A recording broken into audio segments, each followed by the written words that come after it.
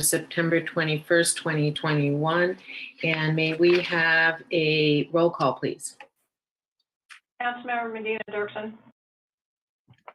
Present. Councilmember Burnett. Councilmember Berkeley. Yes. Mayor Pro Tem Biella. Here. Mayor Doug Otto. Okay, so it looks like he's absent. So we have a quorum, and we are now going to adjourn momentarily for a closed session. Oh, I'm sorry, you had an announcement. I have just a short announcement. We would like to add one item to the closed session this evening. It's a very brief item, and it has to do with the security of a public building. It does qualify as an exemption under the Brown Act. However, I need 3 affirmative votes since we don't have the full council present in order to add that matter this evening. Okay, We have a full council. so We do? I think we only have 3, right? Right, that's correct. Okay, so can we just hear people's approval, please, for the addition of the security of a public building to the closed session agenda? Just say aye. Aye. Yes. Aye. Aye. Okay, great. Oh, there's David Burnett as well. Good. And Mayor is on as well. Ah. Okay. Okay, well, if I have 4 votes, that's all I need. Mhm. Okay, Okay. so let's adjourn to closed session. Very well. Thank you.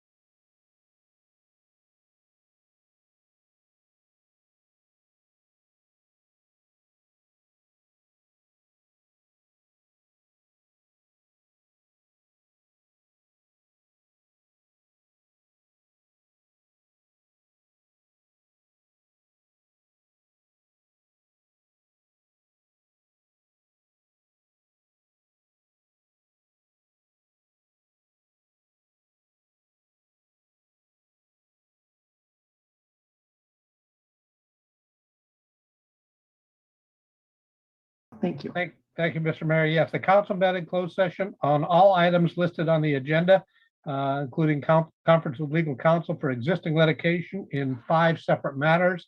Also briefly on labor negotiations and on existing litigation, 1 case. That was the Taste of Elegance matter, and 2 matters of real property negotiation. And there was 1 item added to the closed session agenda this evening, and that had to do with a security issue for a public building. And council received information and provided direction on all those matters this evening. There was no reportable action taken. That's my report. All right, thank you, Bob. And before we do a couple of special presentations, our police chief will lead us in the pledge, and that'll be after a moment of silence.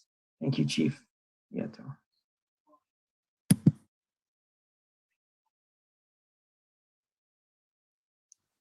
Right, if you could please stand and remove your hats. And if you could place your right hand over your heart Back on. and repeat with me.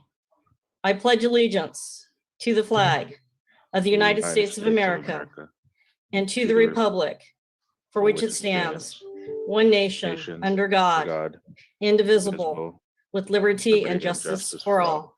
Thank you, Mr. Mayor. Thank you very much, Chief. And now we'll go to a special presentation introducing our new finance director, Lane. Thank you, Mayor. And I'm trying to see Juan, and I don't see him His here. last name Lopez or Lobes? Lopez. Lopez with an S. Lane, I promoted him to panelist, but I don't know where he went. I think he might have left when I did that. So, Mayor, if we can do Terry's first, let me try to. Sure. If we can, Terry, do you want to cover the recreation announcements? You know, Mr. Mayor, I see one in the attendees with his hand up, or was. Sure, Mr. Mayor, we can do that while we find Juan. He's in the panelist now. It's up to you, Terry and Lane. Juan, hello. It is with a Z, Lopez with a Z. Is Juan here? Correct, Lopez with the Z. Okay, I'll back off. Okay, thank you, Terry. All right, Lane. Hello. Thank you. Thank you, Mayor. So I am very happy to announce the newest member of our department head team, Juan Lopez.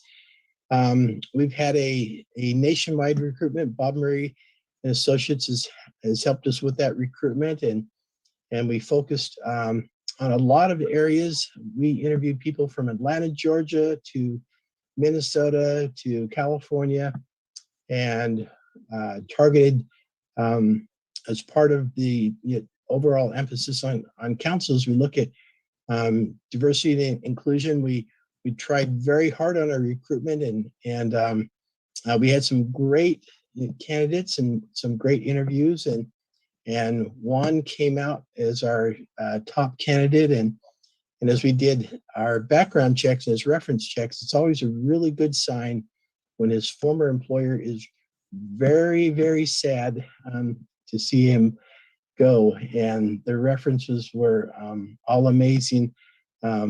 Just an extremely personable person, hard worker, besides having the finance skills that he has. He comes to us from the Fresno Housing Authority, and he was a senior finance manager with them, and he worked a little bit for Fresno County also. And so in addition to finance experience and budget experience, he has housing experience, and that is especially affordable housing experience. And so that's a unique skill set that I think we'll be able to use with our city. And so with that, I'll turn it over to Juan to introduce himself and tell us a little bit about his family and why he wants to be here in Marina.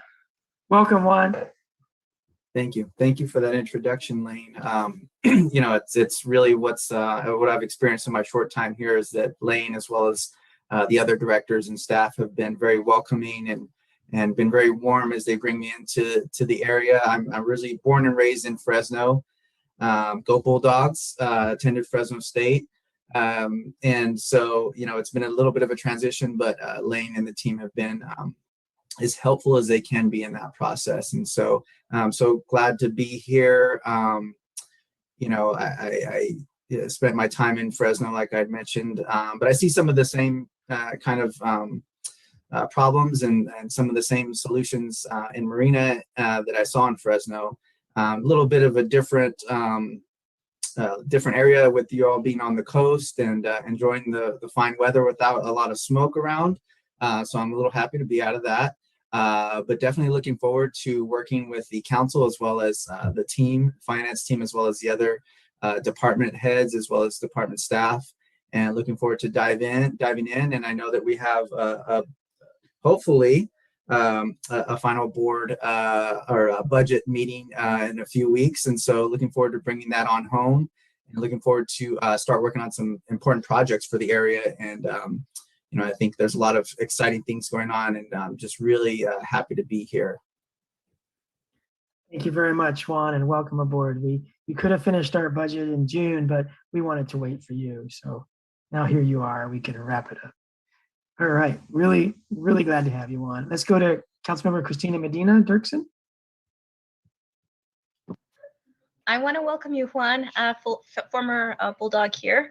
Attended Fresno State, went to high school in Visalia, and we got a couple of good things happening. The Fresno State quarterback is from Salinas, so we've got a lot of good stuff happening. Congratulations. We're super excited that you're here.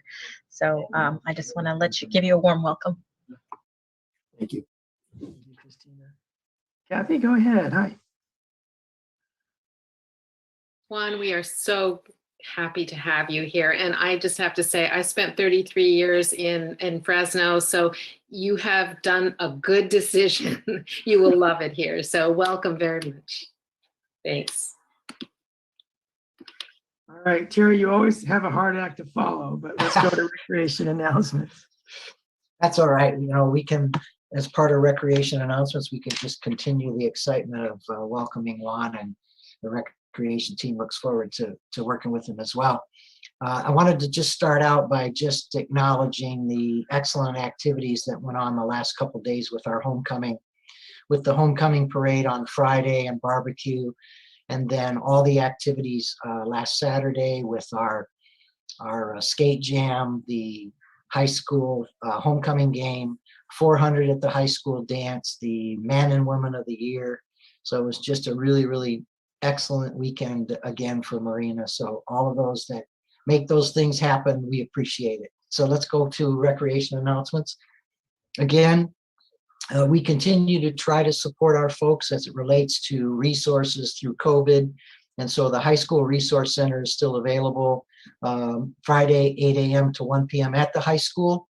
You can get baby products, food, all different kinds of things through the resource center at the high school. And I wanted to also acknowledge Kathy Viala worked very hard to get the Sierra Club to support that resource center with a $10,000 check. So Kathy, hats off, and we'll make good use of that money, we promise. On the senior end, we continue to provide meals to the home front for our seniors.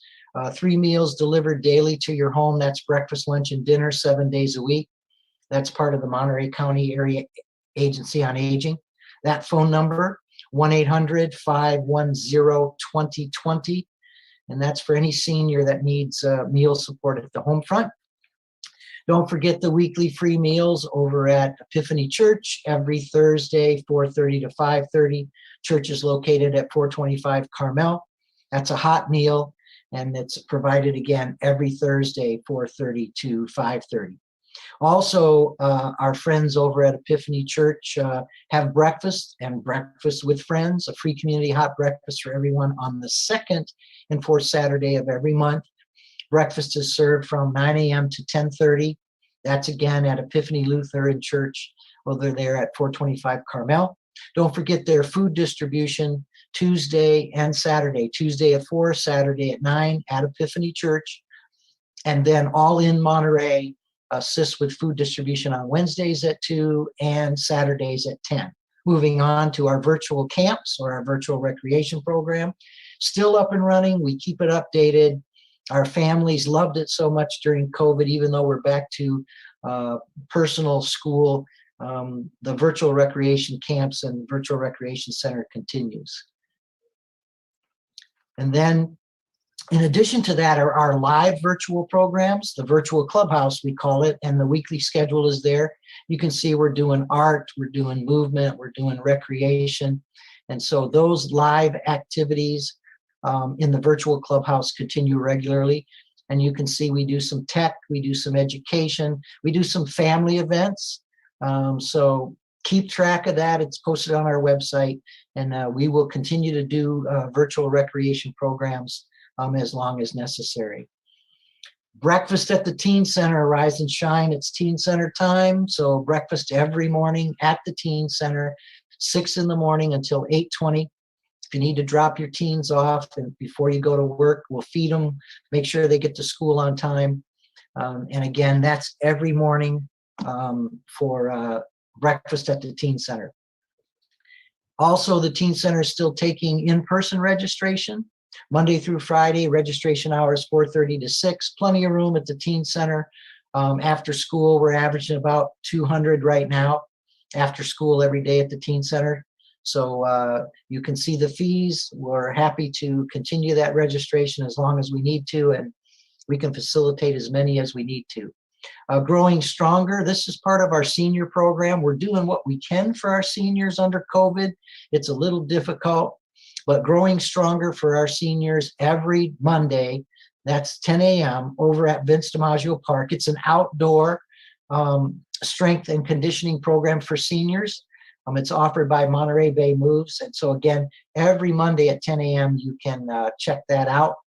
And it kind of gives you an idea of what's Growing Stronger and what's it like.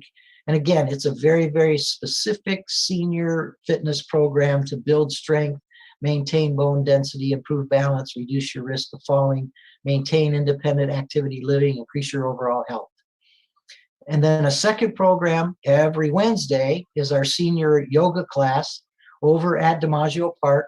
Again, it's an outdoor yoga program. It goes from 10 to 11. And this is another activity for seniors in order to keep our seniors engaged until we can get our senior center back open. We're also doing drop-in testing for COVID every Thursday, 12 to 2. This is a program in collaboration with the school district. It's open to everyone. It's outside on the Marina Teen Center basketball court. And again, every Thursday, 12 to 2, light speed testing will support you with COVID testing. Bringing fitness to our adults. We want to thank BioFitness. They're doing fitness every Wednesday at 7 o'clock at Vince DiMaggio Park inside. COVID restrictions and COVID conditions in place. And then Saturday, starting October 2nd, we'll go back to Fitness in the Park at Preston Park. And that will be taking place at 10 o'clock. Again, we'll restart that on October 2nd. Moving right along. Here's a couple of our really high visibility and high attended virtual classes. I just wanted to bring them up. Our Code Club is very active. Our virtual Code Club takes place, moving up here. There we go. Every Tuesday and Thursday at 4. And then the other one that's really popular right now is our hip hop dance, brought on by the Monterey Peninsula Ballet Theater from 4 to 5. These are two of our most attended virtual programs right now. And so I just wanted to highlight those as a couple of the things that we're doing virtually. Those are your recreation announcements for this evening. We're working on Halloween, folks, so be prepared for extensive amount of Halloween programs as we get closer to that holiday. Thank you, Mr. Mayor. Back to you. Thank you, Terry, as always. Great lineup of things going on and things that have happened recently. I'd like to say thank you to all the volunteers that came out to any one of the 3 community cleanup litter pickup events over the last 10 days. We did the underpass where Del Monte goes onto the freeway. There's an off ramp, there's an on ramp, there's a bike trail, there's a lot of land between the railroad and the top of the freeway, and gets pretty dirty for different reasons. But that's been cleaned up now 4 times this year, and lately it was last Saturday. Also, we did Lapis Road again. We try to do that once a month. Lapis Road and Del Monte Boulevard as you head north of town out toward the landfill. It needs regular monthly maintenance. And then we did Znetta Drive around Los Arboles Lower Field and inside the field where they play soccer. And the high school kids at the Key Club are going to come out this coming Saturday to help clean out the litter underneath the solar panels at Los Arboles Lower Field. And then they're going to plant some native plants around the upper field, the Key Club high school volunteers. So thanks to the volunteers all around the city. And there were several that were especially honored at the ceremony that Terry Segrist mentioned, the 2019, due to COVID, they waited, 2019 and 2020, Marina Man and the Women of the Year. They were given their ceremonious accolades, and that was Ron Lebda, the 2019 Man of the Year, Dana Cleary, the 2019 Woman of the Year, and Edith Johnson, our former mayor, our former county supervisor. She was given a Lifetime of Service Award that she knew about before she passed, but wasn't able to be there when they actually awarded to her publicly. But she was very appreciative to learn before she passed that she was the recipient of that award. And in 2020, Jim Osborne, a former postal worker here in Marina and longtime resident and supporter, activist in our Thomas Carmen Food Bank and other community service programs in the city of Marina. Cheryl Swicks, one of our own, Terry's wife, Cheryl Swicks, was the 2020 Woman of the Year. And then Joan Blake, who also has passed recently, she was presented the 2020 Lifetime of Service Award. Another thing that happened at that ceremony that I found interesting is I learned, some of you already know, but I did not know, that the Marina Foundation that puts on these award ceremonies and does other things. One initiative they have going is a kinetic art program that I'm sure Terry knows a lot about, but kinetic art are art pieces that move in the wind, let's say. That's my simple understanding of it. And they can be quite beautiful pieces of art that are taking advantage of our air currents around town. So I thought it was a pretty novel idea that I didn't know about. And I'm happy to hear about it and hope to be able to follow it as it progresses. We're very lucky in Marina to have had a summer of railroad handcars. Approximately 6,000 people have come to Marina to ride Marina's railroad.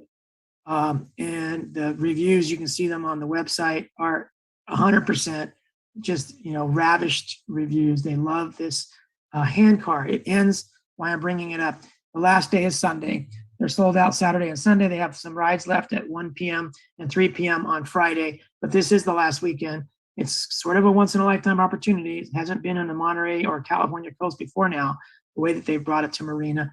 So I'm just glad. Shout out to the Clark family, the son Mason, the mother Donnelly, and the father Todd. They're the ones that did this over the last 12 years, leading up to this ability to give us this. A big thank you to the Kindness Closet and the Giving Market. These are two services provided by All In Monterey. All In is a wholly volunteer organization that gives free food, free toiletries, free clothes, free household goods for free, as much as you want.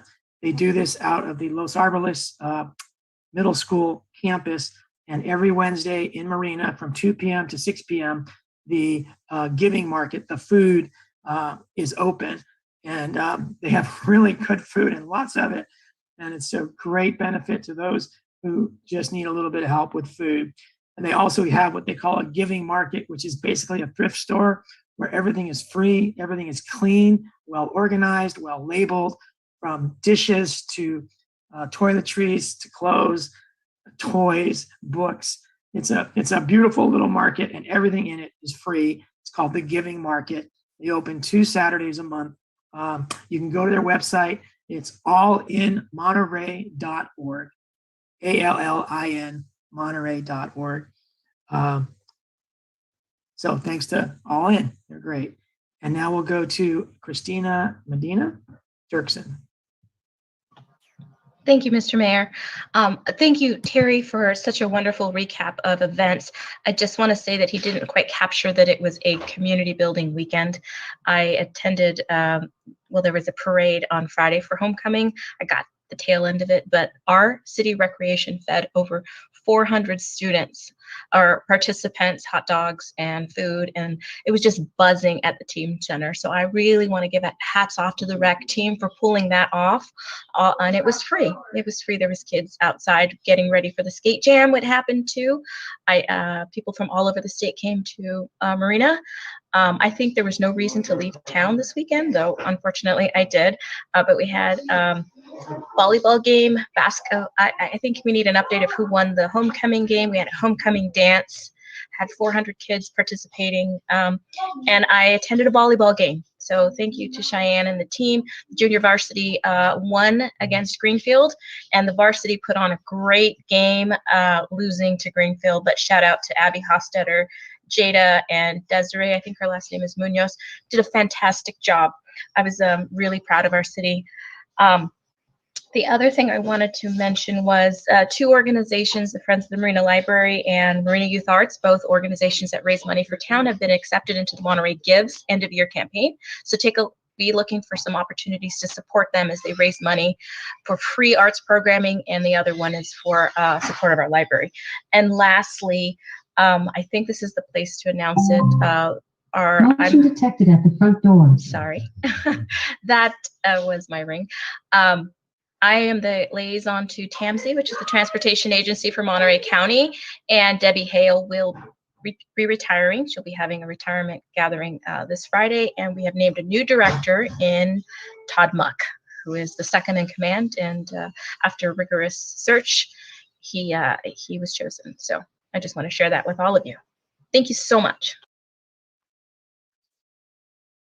Debbie for her career, and welcome to Todd Muck for the next chapter in his career at TMC. Both wonderful individuals. All right, let's go to the public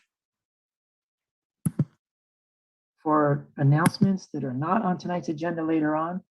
We'll start with Mike Owen. Y'all have 4 minutes. Hello, Michael. Good evening. Good evening. Can you hear me? Yes, Michael. Hi. Great.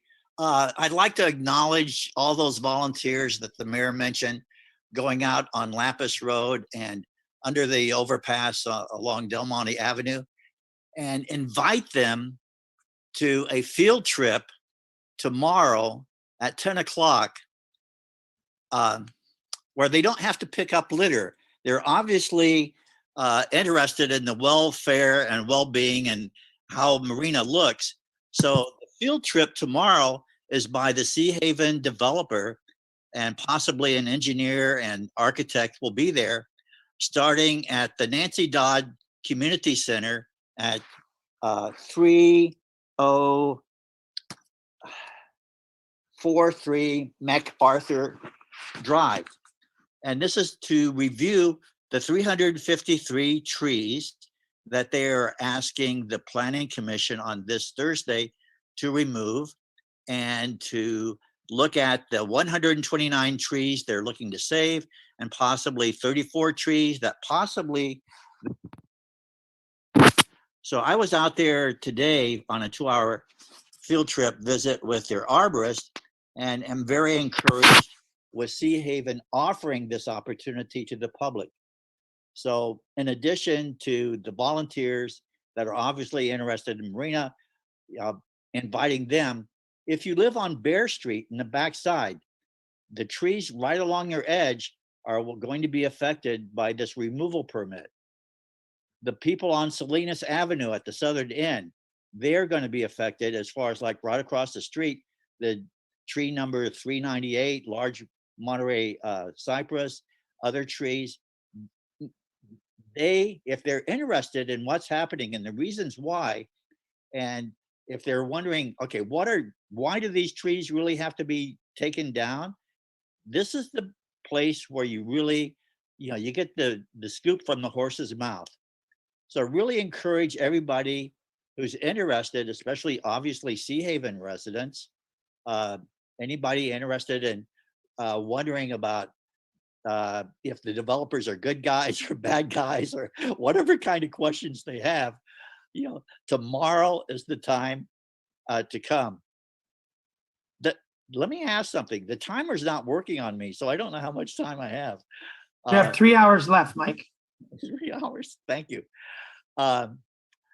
So when I was out there today, I could understand a whole lot more about, the reasons the arborist had for classifying trees. The thing that was unanswered, which hopefully tomorrow will provide some answers, is like the grading requirements, which is basically the big reason why a lot of trees are needing to be removed. And also there's pipelines for sewerage or drainage. Those are all questions that the tree arborist couldn't answer. So I had a lot of misgivings and a lot of misunderstandings about why and so forth. A lot of those were cleared up by the arborist. This is the first time a developer that I remember that I can think of has actually invited the public out beforehand to review tree removal permits. This is all, so that's tomorrow, 10 o'clock on MacArthur Drive by the Nancy Dodds Community Center. And it's a really easy walk down to the Arroyo. This is all leading up to the Planning Commission meeting on Thursday, 6:30 Zoom, where a decision will be made right at that meeting, or maybe we might need more meetings if there's not enough information or not enough answers to the questions that the public provides. So Mike, let's wrap it up there. Thank you. I'm sorry, Anita? Okay, Mike, thank you very much, Mike, for that information. And I'm sure they're reaching out unprecedentedly because they know that people like you do care. So thank you, Mike, for being part of this. All right. I'm getting an echo on my end. I'm sorry for that. Let's go to Peter next, and I'll put myself on mute. Go ahead, Peter. Good evening, Mr. Mayor and member of the City Council. For the record, I submitted my first set of questions by email to all the council members and the city manager. So on Sunday, I received a copy of the deployment analysis, prepared by the city. And after reviewing this report, I had additional question that I submitted to the mayor and the member of the council and the city manager about an hour and a half ago. And I hope that the city council will consider my question seriously and will provide the responses in a timely manners. And I believe that your responses will also benefit a lot of Marina residents and resolve the ambiguity between the fire hydrants, who's the ownership of the fire hydrant and who's supposed to be do the inspection and testing and certification. And hopefully I'm looking to get your answer soon. I don't want to wait for a year or more and still and keep getting the city responses that you working on my questions. It's too long and it's important. I noted in my email that some of the findings of the deficiency in providing fire protections for city Marina in the consultant report, which he amended about in June this year. And some of the deficiencies have been a long time, and I work it back, and I believe that's some of these deficiency last in 1975 when the city was incorporated. So it's about 46 years, and not much has been changed.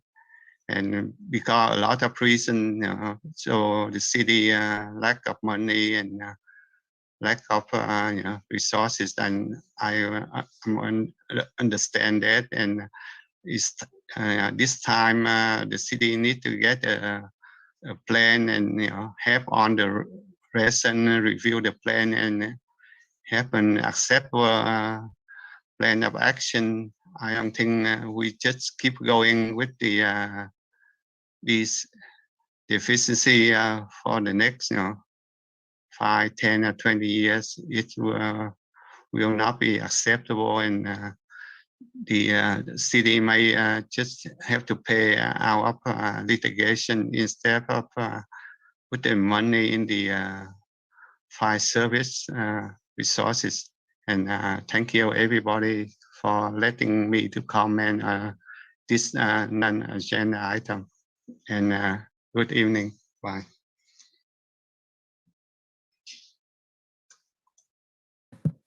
Good night, and thank you very much for all your questions, Peter. It's a lot of questions, and it might take a bit of time to respond to them. But thank you for providing those to us. Let's go next to Pat, and then Amy Warren, and then Sherilyn. Go ahead, Pat.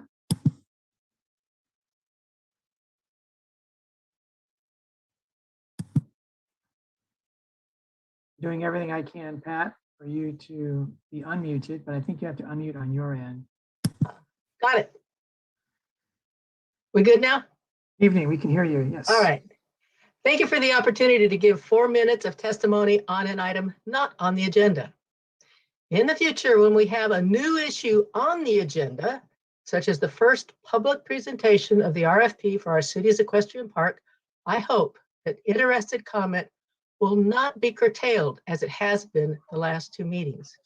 Marina's transparency is looking a little cloudy.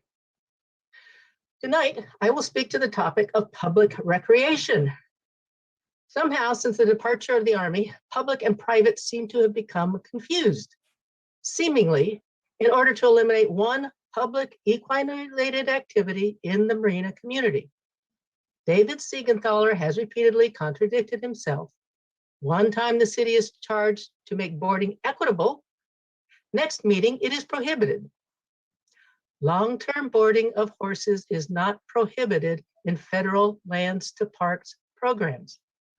The statute under the federal lands to parks program is very broad and vague as to what constitutes public use. And the definition of a public park is very broad. In New Jersey, the federal lands to parks program gave land to be developed into a little league field. In order for children to play, they must belong to the North Wall Little League. Is Little League in the field private? Or if all the children in the community are eligible to join, is it public? In South Carolina, the federal lands to parks program transferred a golf course. You can join as a member, or you can just enjoy a round of golf. Is the public recreation served? Under the federal lands to parks program, the Cooper River Marina was transferred, and the city maintains it with many marina activities, including long-term slip rentals for the public. And they do it in a way to manage costs so that all of the modest community may participate. City staff's insistence that public boarding of horses at the marina stables that the NPS transferred to us is anything but a public recreation, that insistence is not defendable. The city staff and the city council need to defend the community park activity of horse boarding. That is the founding reason for the MEC. It's why we have a park. Use your influence. Speak for your community. Don't make a decision on horse boarding for our community based on purported rules that don't exist. And as I've shared with you before, I can back all this up if you'd be interested in chatting. Thank you very much. Thank you, Pat. Let's go to Amy Warren.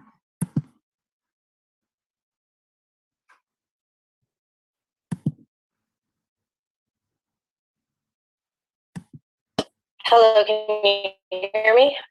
Yeah, you're a little garbled, but we can hear you. Good evening. Okay. I want to thank you for your time and consideration tonight. I want to talk about the economics of the Chaparral Corporation proposal and encourage the City Council's continued due diligence. as they look at this model.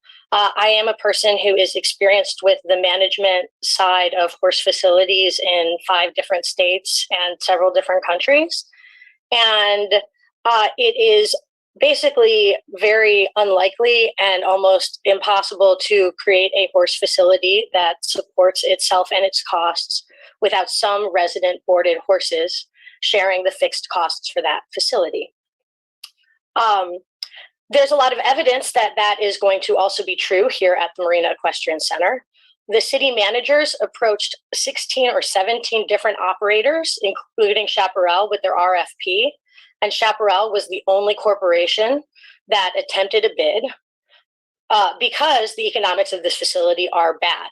Monterey Bay Equestrian Center, the current trail ride and lesson operator that work out of the facility, told the city managers point blank there was no way to make this facility work under that model. And we did not make it work using this model. Their proposal omitted or deferred to the city significant costs, including all of the utilities to run the facility, which run thousands of dollars a month, all supplies and materials for anything on the site, which I mean could run into the millions of dollars, who knows, and all facilities maintenance costs. Those are all things that they completely neglect. They also dramatically understate their horse care costs. So instead of a budget that runs in the black, Chaparral actually has presented a budget that runs in the red. And so I urge you to really attend to that and preferably consult some people with equine experience when analyzing whether or not these numbers work. The second thing I'd like to address is that Councilwoman Buckley and Councilwoman Biala seem to advance an idea of short-term boarding at the Monterey Bay Equestrian, at Marina Equestrian Center that would be a significant revenue flow. They cited people visiting horse shows. There are no local horse shows within at least an hour to 2 hours of here that people travel to show their horses. So there will be no visitors who do that. There are no facilities that will ever be capable of hosting a horse show of that size in this area. We offer at the Monterey Bay Equestrian and Marina Equestrian Center short-term boarding for tourists. We get a few tourists a year.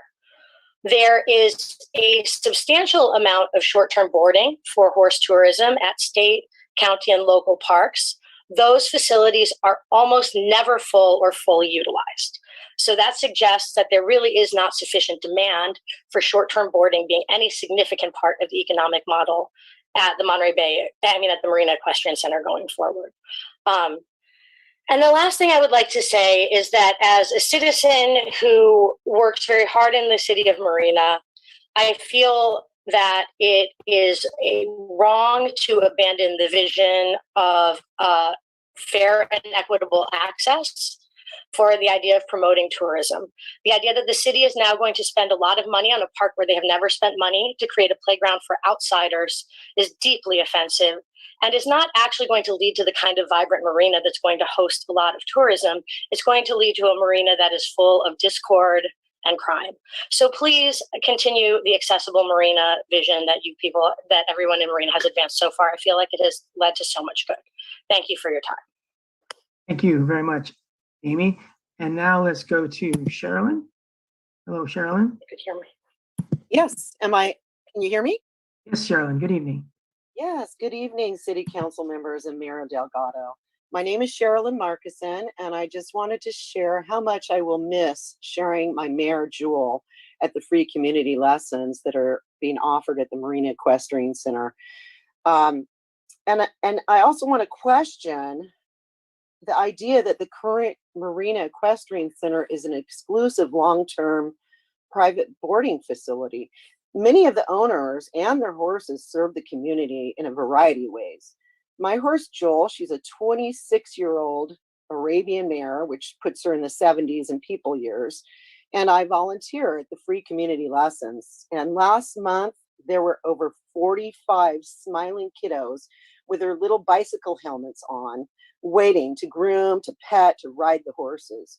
Most of these children had never ridden a horse before and were full of all kinds of inquisitive questions about the horses. And many of these families could probably not afford to rent horses for their children. It was just such an amazing opportunity. Most of the volunteers do this not because, as some say, which is very offensive, that we are trying to ride the gravy train. We do it because at one time we were young horse enthusiasts and we wanted to share our passion and love of these amazing creatures with others that might be interested. MEA has also hosted haunted houses, holiday drive-through events during COVID that were above and beyond things that I've seen where they were financially backed. It was just incredible, the drive-through at Christmas. We've done Easter celebrations, we've done farm days and emergency evacuations. I truly don't think you're going to get the type of volunteers from an out-of-town for-profit cooperation. So I know I'm feeling a little emotional right now because this is really close to my heart. And I truly hope that if the new concierges take over, I hope they'll continue these free events. I'm skeptical, but for the community, I truly hope so. I was born and raised in this community. My parents were, and my grandparents. I really wish that all of the city staff and council members, I know some did, but I wish all of them had shown up to these events to judge for themselves the definition of public community access and service before deciding that the Marina Equestrian Association is engaged in a long-term private boarding as exclusive use of the park. In reality, it is the most visited park in Marina, and the entire facility is open to the public. Every day my horses interacted with by community members and enjoyed. I will oftentimes come to feed them and they're being loved on by members of the community. Sometimes they're full of questions. And I love sharing knowledge with them if I have it. And I witnessed this out of the other members of MEA. This is definitely, in my opinion, community and public access. This is what it's about. This park would probably have been riddled with graffiti and fires without the maintenance MEA provided, as it's also the only park without city staff or financial backing. I also want to say under the current MEA, almost all resident horses, while privately owned, are used in public lessons, trail rides, or free educational programs. The NPS was responding to an MEA that existed in 2007. That's in the past. We have reformed to follow guidelines, but we're never given a chance to show how we do comply with the current guidelines. On a side note, it would have been amazing to have had the financial support from the city and being offered, but it's now being offered to a nonprofit. We could have achieved so much working together as a team. We love our community and we're locals. Thank you. Thank you, Sherilyn. All right, whoever is at 650 area code, you can unmute. Ed? Good evening. Hi. Can you hear me? Yes, we can hear you. My name is Susan Firstman. I'm a professional businesswoman and I've been in the horse world for 50 years. I was at the Folger Estate before Sean and Susan came there. It was a wonderful facility. When they came, they ran it into the ground. They actually negotiated after they signed the lease to not have to pay rent for 2 years because they said they needed to establish a new business and they needed the capital to be able to do it. We had poor hay, we had no shavings, the horses stood on urine-soaked mats or cement. They abused their own horses. When Sean and Susan took over, they had 26 boarders. When I left, they were down to 13 because they wanted to get us out of there, because they wanted to bring their horses in, because it was more profitable for them if they were going to do trail rides. I've listened to your lovely meeting for the last 2 hours, and what I have gleaned out of it is the compassion that you have for your community. It sounds like a tight-knit, lovely community. These are the last people you want to bring in there. They will not do well for you. I know because I lived with them every single day for 2.5 years until I moved my mare out. They are after their own profiteering and they do not care about what they've told you they will do for your community. Trust me, I know. I was on the board of the Friends of Folgers. I know what goes on. Sean tells you a good story. He's a good old man. He tells you exactly what you want to hear, but he will not live up to it. I don't know how to be more compassionate about researching who these people are. There is a reason why they were kicked out of Milpitas. There is a reason why they're having a difficulty in the Bay Area, and there is a reason why they're seeking Marina out. And that's all I really have to say. But please do a little more research on these people. They are not good people. That's all I have to say. Thank you. Thank you for joining us tonight. We'll go to Crystal Giacomelli. Did it sound good? Hi, Mayor. Can you hear me? Yes, good evening. Hello? Yes. Okay, I'm sorry. Okay, so my name is Crystal. I'm sure that you guys know who I am by now. I would like to start off by saying in my comments that I am deeply saddened by the council's decision to move forward with Chaparral. They will be solely caring for the care and operations of the Marina Equestrian Center if you so choose them. I am even further saddened by the city council representatives that know about equine care and still turned a blind eye to Chaparral's financial inconsistencies and horse neglect and abuse. On page 9 of the RFP, it states, let me pull it up. One moment. It says on page 9, regarding maintenance. Maintenance shall include the removal and disposal of manure from the premises at least twice a week and the frequent manure cleanup from the public areas. Number 2, utilities. Utilities will pay, the lessees will pay for all utilities and services necessary for the occupancy and the use of the premises, including water, gas, electricity, trash, again, sewer, manure removal, composting programs, telephone, internet, and the utility shall be placed in the name of the lessee and shall not be transferable to any other party or location. So my question is,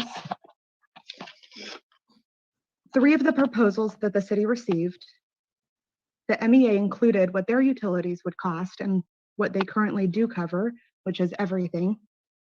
The Fort Ord Equine Foundation also included their utilities, but Chaparral did not.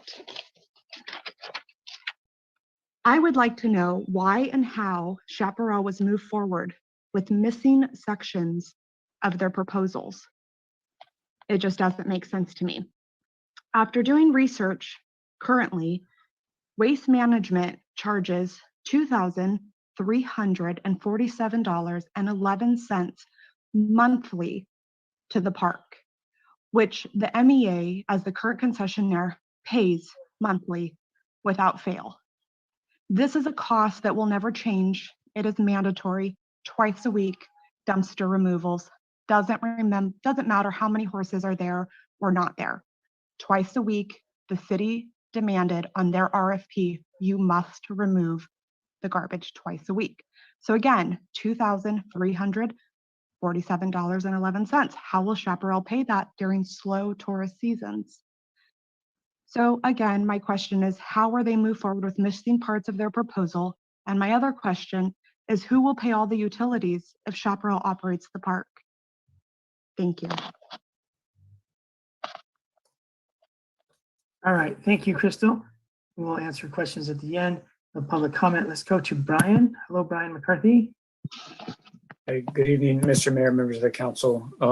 Bit of tough act to follow there. But I did want to follow up on Mr. Owen's comments and say to the community and to the city council that your planning commission will have their regular meeting this Thursday, September 23rd at 6:30 p.m. There's 3 items on the agenda, which are a CUP for Sea Haven signs, and probably of more interest is the tree removal permit Mr. Owen spoke about for between 353 to 387 trees at the Sea Haven development. and an application to build a quick quack car wash in the Walmart shopping center area, which is in our coastal zone. As an individual planning commissioner, I'd like to remind council and city staff that both our tree committee and design review boards are still not meeting and providing their input and expertise to the planning commission and to the city as a whole.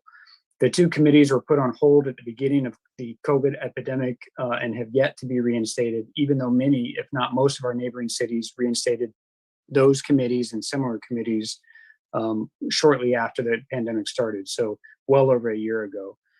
I believe this has really had a negative impact on the process of development approvals within the city at a great expense to the city and our residents. So I continue to hope you'll discuss bringing these committees back as soon as possible. And I personally deeply regret that those committees will not be officially weighing in on Thursday's applications.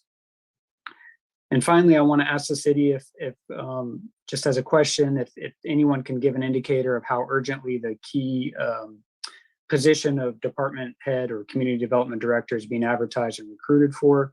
It doesn't appear the job has been advertised despite most of us knowing that it will have been vacated, as far back as at least several months ago, if not longer. So I'm hoping the answer is that all these things are being worked and will be reinstated ASAP, but again, just hoping to get some feedback from the city. Thank you so much. Brian. Let's go to Brad. Good evening, Brad. Good evening, Mr. Mayor and City Council.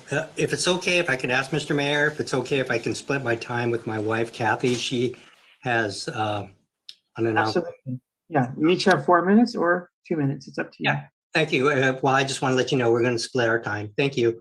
And just real quick, these are just a couple questions. Maybe you can answer them later. But I heard the rumor, and maybe you already discussed it, but that there possibly may be a Trader Joe's coming into the Dunes development area. And also wanted to know, with regard to the recent passage of SB 9 by the California State Legislature, how that would affect the city of Marina, or if it does. And I'm sure the planning department's all well aware of this. So anyway, and the last thing is, I hope the council does their due diligence with regard to the equestrian center, and that would include all the financials and everything. And I'm sure you know about what your bidding process is. And again, I appreciate that, and I also appreciate your work on the proposed hotel in the Dunes area. And I trust that the council will make a responsible and wise decision on that. Thank you. All right. Thank you, Brad, for your questions and comments. Let's go to Hello, Kathy. Kathy. All right, Kathy, we're not ready for Nicole Fisher. Hi, Kathy. Yes, I think I have 2.5 minutes or less. Or more. Yeah, that's okay. You have up Thank to you. 4 minutes. Go ahead. Yes, thank you. I just wanted to announce that there is going to be an event on Saturday, October 9th, and it's through the Marina Rotary Foundation.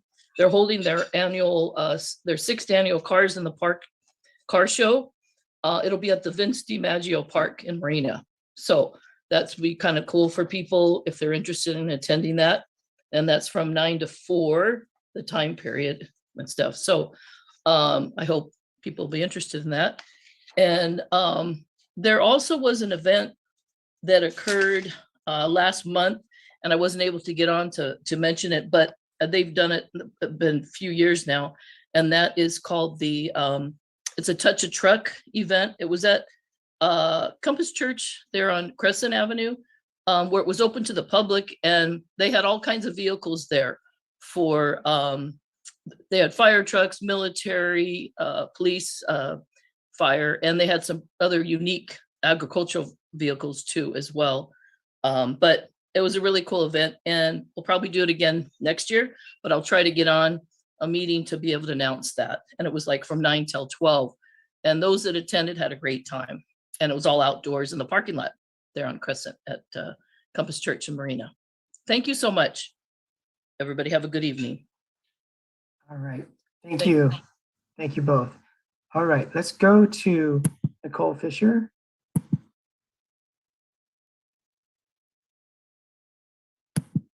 Nicole, I think you're ready to unmute. There you go. Sorry, I'm driving home from the barn. Okay, can you hear me? Yes, good evening. Okay. Hi, this is Nicole Fisher. I'm the president of the Marina Equestrian Association. I just wanted to give a quick update of our upcoming events. We have our free community event, which will be held the first Sunday of October, which is the 3rd. So if anyone wants to come out for a free lesson, there will be petting, grooming, a little bit of riding. The amount of riding depends on how many horses and kids we have there. And then we are planning to do our open house fall festival on October 23rd. And we are still working out details and working with Terry from the rec department as far as what activities will be held there. Also, the following weekend, which is Halloween weekend, we'll be hosting the middle school and high school dances at the Marina Equestrian Center. That's all. Thank you. Thank you, Nicole, and thanks for serving as president of the MEA. Let's go to Kate Spencer. Hello, Kate. Good evening. Can you hear me all right? Yes, good evening. Good evening. Thank you for the opportunity to speak. I'm speaking as an MEA member, Marina Equestrian Association member, and a volunteer for the past year. I am, of course, disappointed in the decision last session to move forward with leasing the Marina Equestrian Center to Chaparral Corporation. I'm concerned that the scoring was not accurate given Chaparral's incomplete financials and MEA's much stronger community programming. It seems that if the main sticking point was individual horse boarding and there was concern about how that would work with the MEA's proposal that all the horses are in public service, which is what's in the proposal, it would have been good to have a chance to negotiate the details. Chaparral apparently has already been in negotiation for possibly several months while staff has been holding on to the proposals without letting council examine them. And council and the public only had 10 days to read 300 plus pages of 3 proposals. There's really not enough time to fully understand the ramifications of the huge change that staff's choice would make in the community.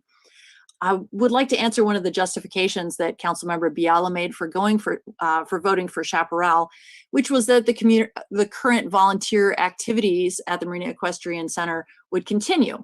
Unfortunately, I'm sorry to say that everyone who's doing those activities now who has horses or who is involved with those horses will have to move the horses to other locations. They'll wind up spending their time where their horses are. And most will also have to drive farther to spend time with their horses, and that means they'll have even less time for volunteering. So no, the same volunteers are not going to continue those activities if Chaparral were to be taking over the place. Surely other volunteers eventually would materialize, but that will take time. What we have now is a great deal of energy, expertise, and enthusiasm to increase our offerings in Marina. One example is that the Monterey County Weekly issue last week featured the Fort Ord Trail and Greenway. While we were working on the proposal, I walked the Marina Equestrian Center and adjacent habitat areas with CSUMB biologist Fred Watson and his colleague Scott Waltz, who came up with the 4-tag idea. And it was exciting to brainstorm with them about how the MEC could connect with and support this really cool community development and green infrastructure vision. I believe MEA was the only one of the bidders who contacted them to learn more about the habitat and 4-tag. And that's just one example of the many things that this existing set of horse-loving volunteers at MEA can provide with our outstanding and superior community-oriented programming. There's more. There's habitat restoration, there's music lessons, literacy, art, equine therapy, and much more. So I hope that if the negotiations with Chaparral are unsatisfactory, if a lease agreement is not reached, that the city will reconsider and or even just go ahead and reconsider and give MEA a real opportunity to negotiate an agreement that can work for the city, for the NPS, and for the continued public enjoyment of the Marina Equestrian Center. I believe that with our proposal, what we proposed can work under the NPS requirements, and hear what Pat was researching. Finally, I strongly urge the city to refrain from evicting the MEA until such time as there would be an actual signed lease with Chaparral and a solid move-in date, because the MEA members like me can gladly continue to serve the community through sharing our horses as long as we possibly can. Thank you very much. Thank you, Kate. And let's go to Lindsay Berry. Hello, Lindsay. Hello, my name is Lindsay. I am part of the Marina Equestrian Association. I'm actually out here feeding horses right now. I want to echo what Nicole said, you know, turn the community on to our free community lesson that I teach on October 3rd from 1 to 3 p.m. Everybody is welcome. Ages 6 and up may ride if you bring a helmet from home. We have a fall festival coming up on the 23rd that once again, everybody is welcome to. And these events are put on for free. We pay for the horses. You get to enjoy them for free. That's not in Chaparral's proposal. I want to say that I'm disappointed in the outcome. It was unfair scoring and complete lack of transparency on city staff's part. I think the reason that everybody was questioning, I thought it was actually ironic that David Burnett was saying that, accusing Bruce of questioning city staff's decision. And the reason for that is because they should be questioned. This is garbage. Plain and simple. It was unfair. They left parts out of their RFP. It's just unconscionable that you can even score them the way that they were scored. That aside, I also wanted to point out to Lisa Berkeley that you wrote your PhD, your dissertation on compassionate communities. And if you are truly a horse person like you say you are, you would see that the MEA is a hub that compassion flows through. With our evacuations, with how we treat the community on a daily basis, on a volunteer basis, you would see if you were truly a horse person. You guys are stealing from the community by taking this away, by recommending Chaparral. It's a slap in the face to all of the volunteers who have helped you. And to do it under the guise that it's going to be taken away by the National Park Service is also garbage, in my opinion, because it seems like nobody has done their research. There's been so many unanswered questions about this RFP process, and that's because nobody really knew what was going on. City Council, it seemed like, didn't even really read the RFP. City staff barely read it because they didn't even score it the way they said they were. Missed deadlines, you name it. It was an unfair process. I have a problem with it. That's all I have to say. Thank you, Lindsay. Let's go to Jenna Larkin.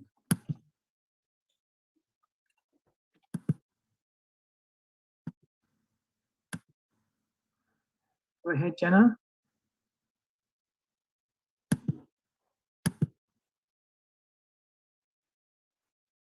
Jenna, I think you need to unmute on your end.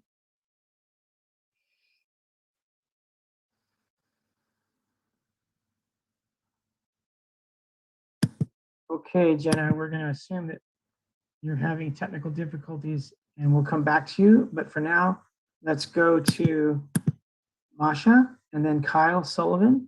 Go ahead, Masha. Good evening. Can you hear me? Yes, good evening. Wonderful. Hello, ladies and gentlemen. Thank you for giving us this time to speak. I would like also to speak about the Marina Equestrian Association, like so many people spoke before me.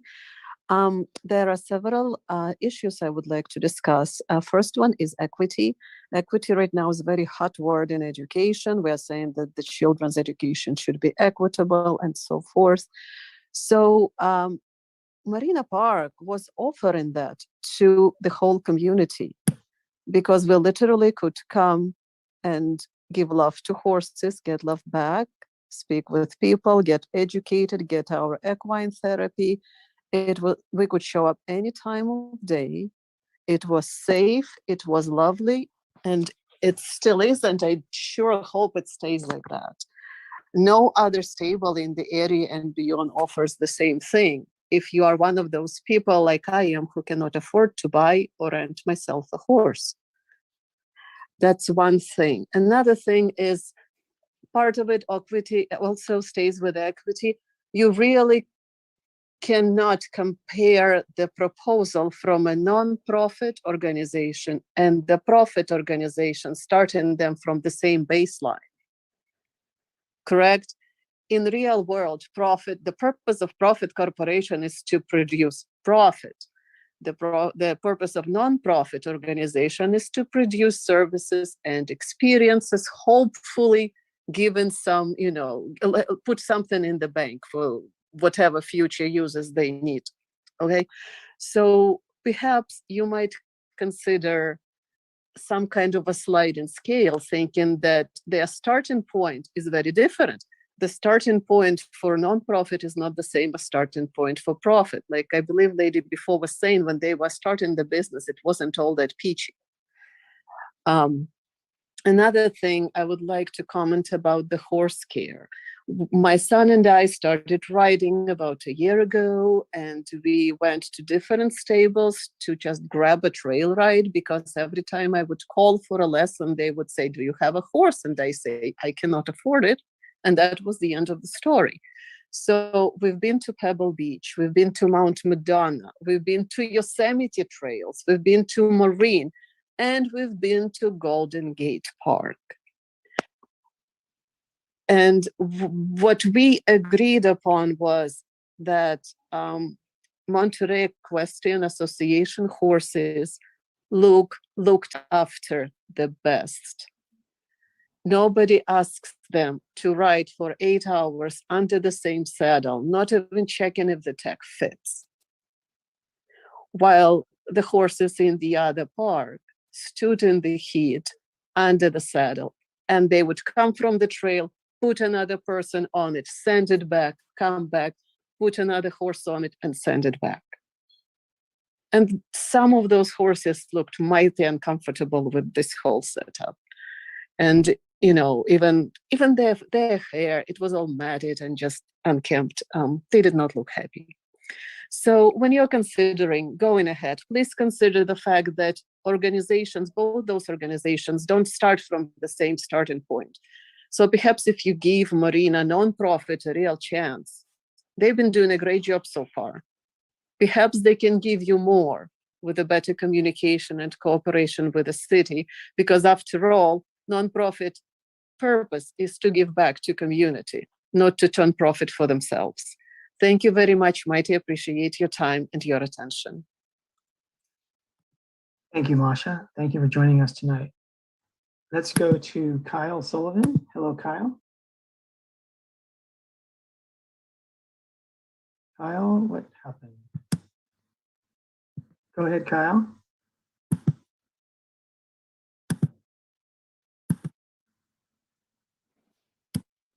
There we go. Can you hear me now? Yes. Perfect. Thank you so much. I just wanted to add on to Nicole Fisher's statement. So in addition to our daytime fall festival, we will be doing another evening Halloween drive-through on the same evening of the 23rd. There has been a lot of talk about this is a community park in using this facility by the entire community. So we are calling all of our community members to help us celebrate in what might be the last fall festival and Halloween celebration with the Marina Equestrian Association. So last year during our Halloween event, we encouraged community members to help us decorate and to kind of own a section of the MEC to decorate for the community members to drive through and enjoy. So we will be doing that same structure again this year for the evening event. So we are looking for community members who would like to help us decorate and celebrate in what might be the last candy corn lane at the MEA. My second piece is in the Chaparral proposal, they do plan on adding an RV park at the Marina Equestrian Center. And I was just curious if any of the surrounding neighborhoods and homeowners associations knew about this and what their feelings are on adding an RV park next door to their $1 million homes. That is all I have. Please do keep an eye out for flyers for our upcoming Halloween events, and we would love the community to participate. Thanks so much. Have a great night.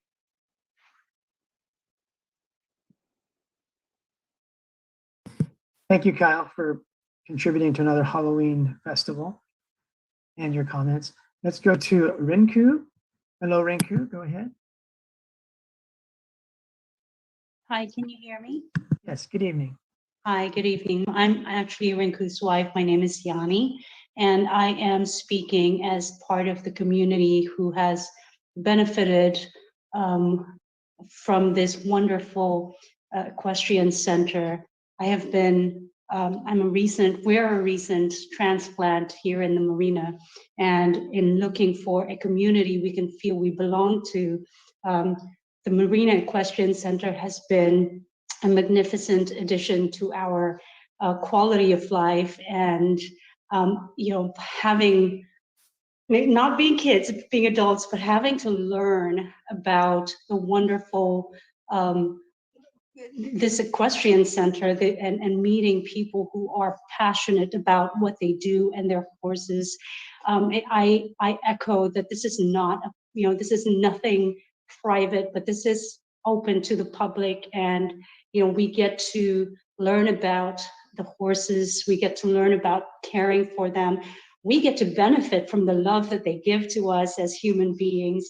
And it is very sad to see that this has come to where it is today. And certainly we hope that the council might reconsider what is really happening here and what it brings to the city of Marina.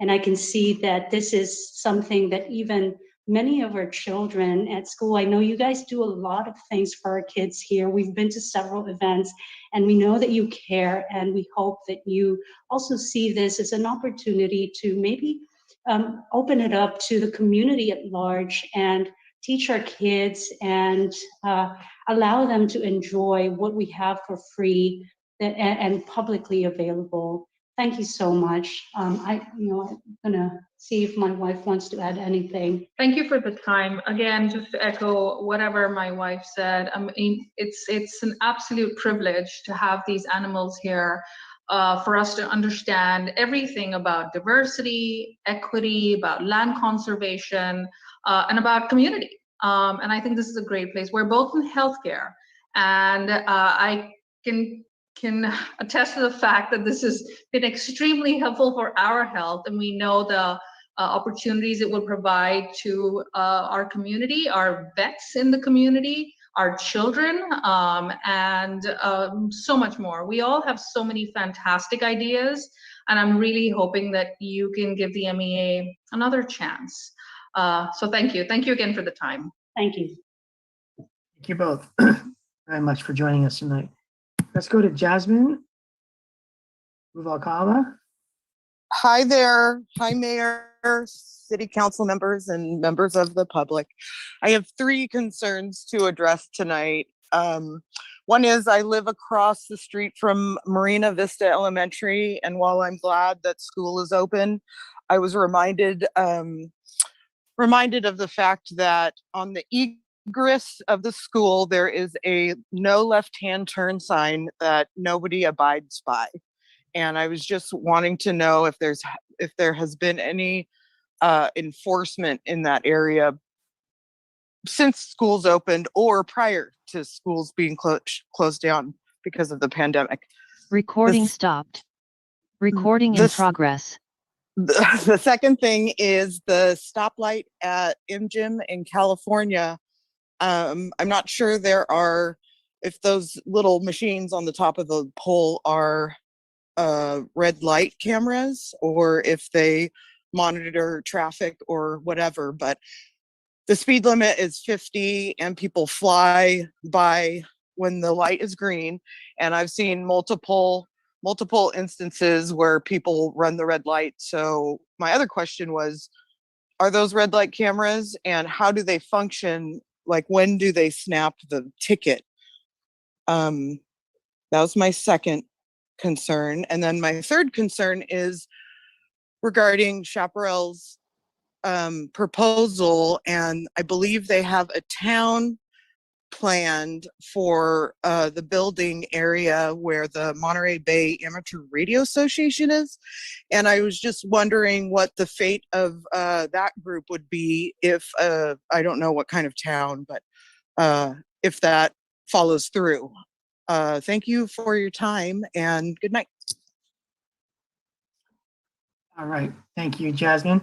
At this time, we'll invite other members of the public who haven't spoken yet to raise their Zoom hand so we can hear from you, your thoughts on anything that's not on the agenda. Jenna Larkin, go ahead if you're the one that we had a technical difficulty earlier. We'll try again, Jenna. Hi, can you hear me? Yes, good evening, Jenna. Oh, good. Okay, thank you. Sorry. Questions to the city council members.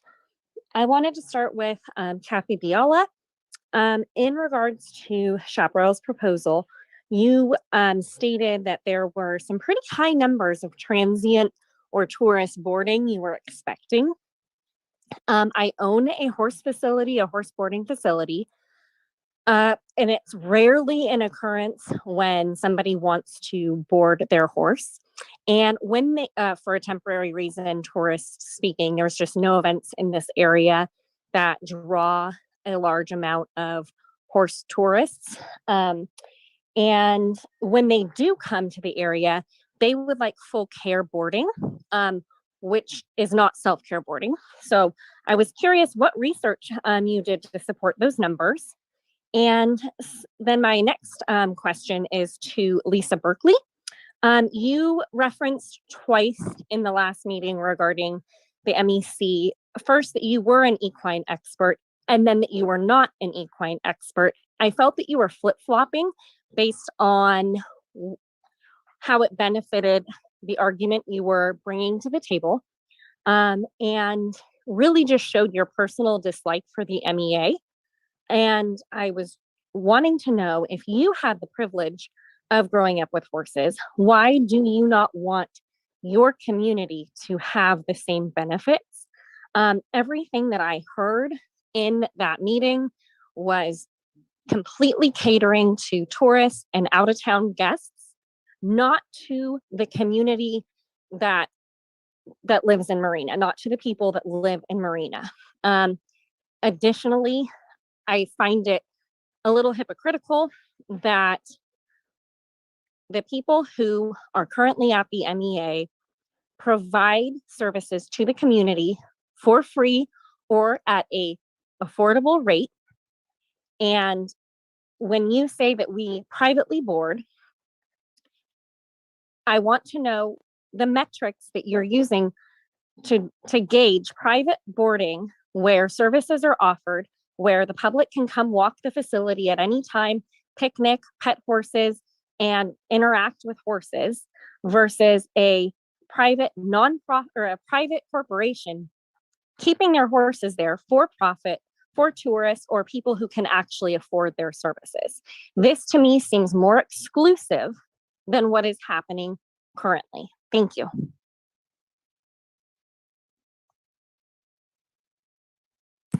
Thank you, Jenna. At this time, we'll ask others who haven't spoken, if you'd like to speak about anything that's not on our agenda tonight, please raise your hand and we'll call on you. Amy? Hello, Amy, go ahead.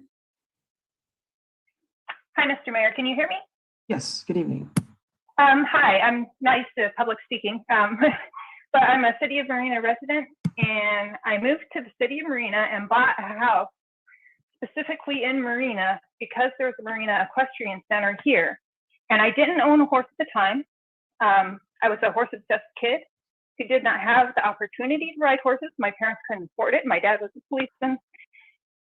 And so I really love having my horse 5 minutes from my house. And, you know, people come and interact with him all the time.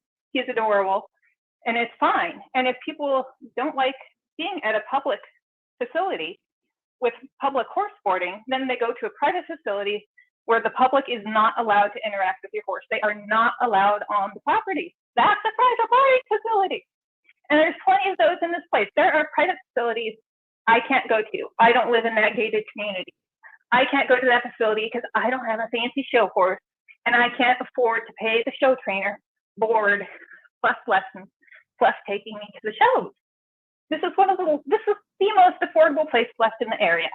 Even the boarding stables, public boarding stables that are left are really expensive because there's hardly any boarding stables left in the area because people from the Bay Area keep moving down here, buying where the facilities were public can still board, and they turn into private property. And they're doing the exact same thing you guys are about to do to us. They're kicking out the public boarders that don't have, you know, money to go to a show horse facility. And so the people who just love horses, working class people who just love horses, just keep getting squeezed more and more by the people from the Bay Area. And you guys are doing it to us too. You're doing it to the city of Marina residents for tourists and tourist dollars. And it hurts. You know, I met you, I know you stood up for us, Bruce, and I met you in 2008 at an open house at the Marina Equestrian Center. It was jam-packed. Like Bruce Stigler was saying that, you know, that they weren't interacting with the public. I went to an open house here when we first moved here. It was jam-packed. Met the people at Star Riders, volunteered over there, loved it. You know, it's just mind-boggling to me that they can say that somehow I am blocking public access, keeping my pony there. It's absolutely ridiculous. I am keeping him in a paddock that was full of ice plant because so the MEA offers vacation rentals. They've done it for years. Nobody uses that paddock. You know, nobody came through and was using that, you know, 365 days a year to lease for their vacation rentals. It was unused. I'm not blocking any kind of public access. People come and see the horse. They love my, you know, well, he doesn't love them, but they love to come and look at him anyways. He's kind of afraid of people. But he is fine, you know, nobody gets bitten. But people really love to see these horses. And I know people are going to be really sad to miss the big Frisian because he is the more personable one that everybody goes and looks at and adores. You know, the people that you run into at the equestrian, they know your horses. There's a couple there that have actually gotten my skittish pony to come up to them and take care from them, you know, and they feel like they know him. Duh! I can't believe you guys are going to kick us out of there for a for-profit corporation. It's just mind-boggling and upsetting. There is a waiting list to get into that facility because the local horse population love the facility and want to be there. If they don't like this public boarding, they leave. They leave to a private place. So it is a public facility that is public horse boarding. Thank you. Thank you, Amy. Let's go to Melanie. Hello, Melanie. Hi, how are you? Can you hear me? Yes, we can hear you. All right, great. I just wanted to give a shout out to the Marina Equestrian Center. My daughter was introduced through one of the community programs, and it's pretty awesome. So I hope whatever you all decide that you think about the kids of the community, because I don't know that the contractor that you're thinking about bringing in will have that mindset. And anyhow, I just want to say, think about the kids. And that's all. Thank you. Goodbye. Thank you, Melanie. Would anyone else like to speak tonight during this public comment on anything that's not on our agenda for the rest of the meeting? We'll give you a couple of moments.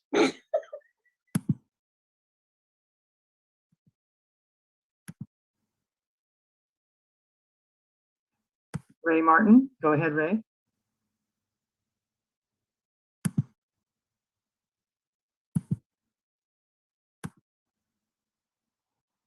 Ray, I think you need to unmute on your end.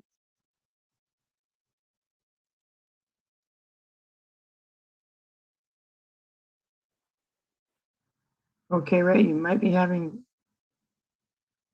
technical difficulties. We'll give you another moment to try to unmute.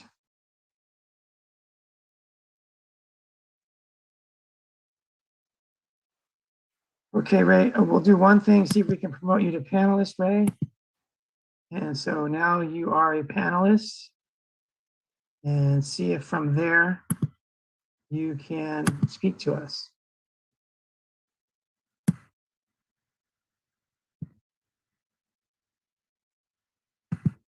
Go ahead, Ray, if you can unmute.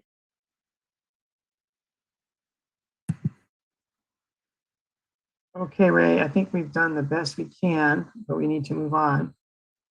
So we'll give everyone one more moment. That's about 7 seconds to raise your hand. All right. So let's go to our city manager, has his hand raised. Go ahead, Lane. Mayor, I wanted to refer back to the agenda. We have a hard stop at 8 o'clock, we have to open the public hearing for the redistricting, and we are right about 8 o'clock. Okay. So, City Attorney, do we have the option to come back to public comment, answer questions when the next item is over? Yes, you could come back after whatever items and at any point subsequent in the agenda and pick up the questions. All right, let's continue this item that we're finishing public comment until after our hearing, which is due now at the 8 o'clock. Council, are you okay without a break? Okay, I don't hear anyone asking for a break at this time. So let's be legal and go into the hearing. And if you'd like to open this up, Lane, or channel Fred Spirit. Matt, actually, this is the redistricting, so Matt yes, is going to be handling that. Okay. Thank you, Matt, our Assistant City Manager. Well, thanks, Mr. Mayor and members of the council and members of the public. For the benefit of those that are joining us for the first time, we first want to give you a really quick history of how Marina got to be in districts, and then we'll dive into the presentation and public comment portion of the evening. So up until the end of 2019, Marina was an at-large based election system. And this meant that the electors of the whole city voted for 4 council members and a directly elected mayor. In fall of 2019, the city began the process of transitioning to district-based elections. This was in response to a claim that the city was violating the California Voter Rights Act because the city's demographics and the fact that it used an at-large system. So on December 3rd, 2019, the council adopted what is currently our district-based map, which is map 109C as we call it. Following each census, the city must revisit the council district boundaries and revise as needed in order to rebalance the populations that are within each district. So we're here tonight to talk about that process. The city has entered agreements with National Demographics Corporation and Professional Demographer Services, and for Professional Demographer Services, and Trepepe Smith for outreach services to assist us here. With us tonight is Shalise Tilton with NDC. So she's filling in tonight for Dr. Tilton, and she's going to help us to go through that, our presentation. But I do want to tell you really quickly how we've kicked off our public outreach so far. So we began the week of June 7th. We launched the website with www.mattmarina.org. And we also went live with a dedicated redistricting email, which is redistrictingmarina@cityofmarina.org. To spread the effort or the word of our efforts, we've been doing weekly Facebook and Nextdoor posts. We've done a Facebook ad that has reached approximately 22,000 people in and around Marina so far. A press release, which was disseminated to all of our media outlets in our different languages as well. And also we had 2 articles within the Herald. We've done a couple public hearing notices for each of the hearings so far. And we've done direct mails and phone messages to approximately, we're closer to 70 organizations right now inside and adjacent to Marina. And we've also done e-blast from our website and using our Notify Me feature. And we've done a direct mailer to approximately 10,500 residents in Marina.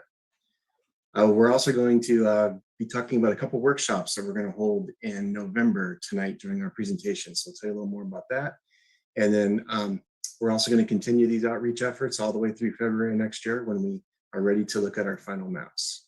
And with that, now I'm going to turn the floor over to Ms. Tilton. Thank you, Matt. Good evening, Mayor Delgado, council members. My name is Shalise Tilton. I'm a senior consultant with National Demographics. I've been with National Demographics for, this is going on my 5th year. Prior to that, I served 25 years on an executive management team for a municipality in Orange County. So it always feels good to be back hearing the public participate in the city council meetings. It's nice to hear that. I'm going to go ahead and share my screen.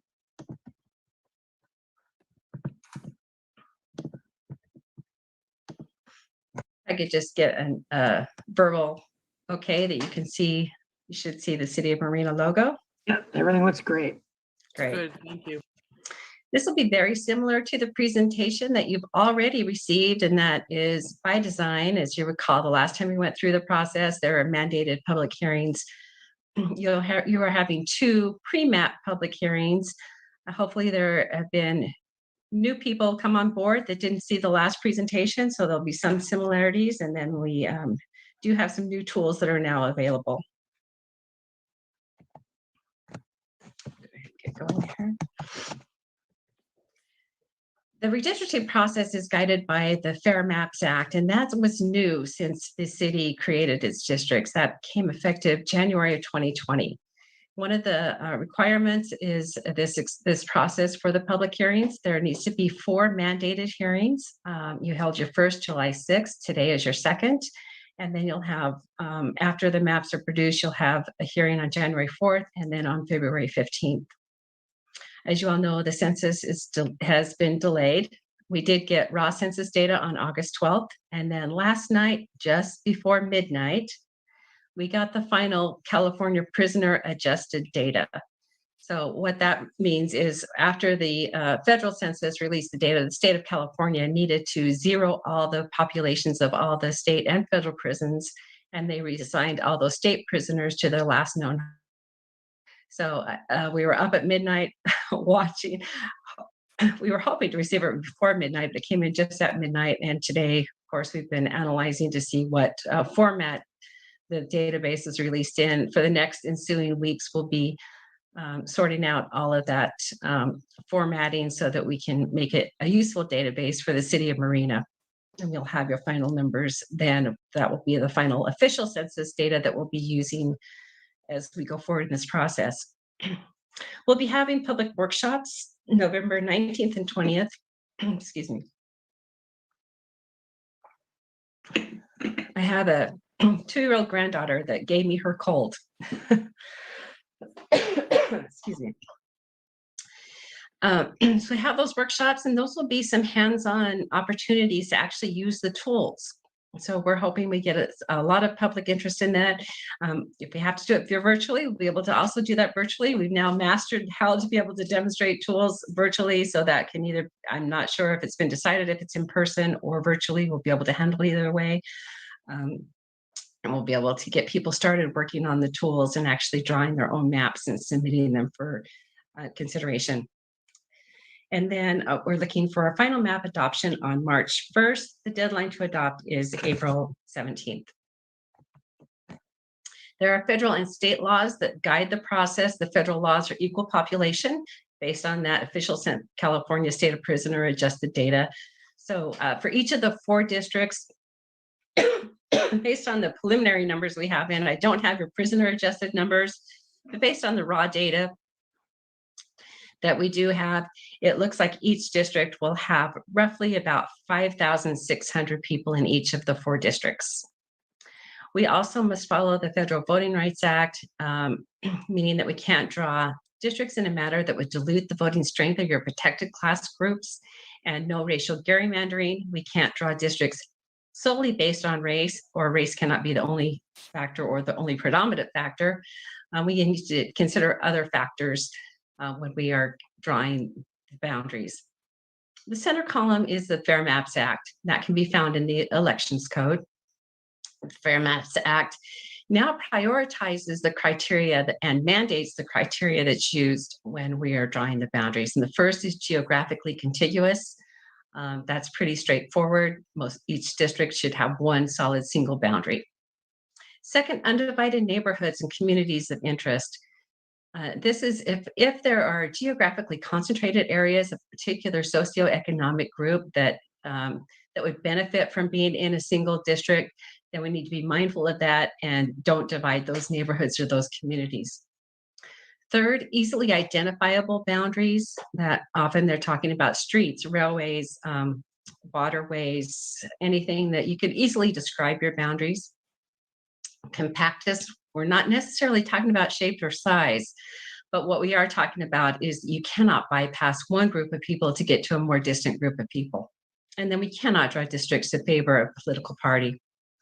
Once we've met those previous criteria, you can look at other factors, and these are optional.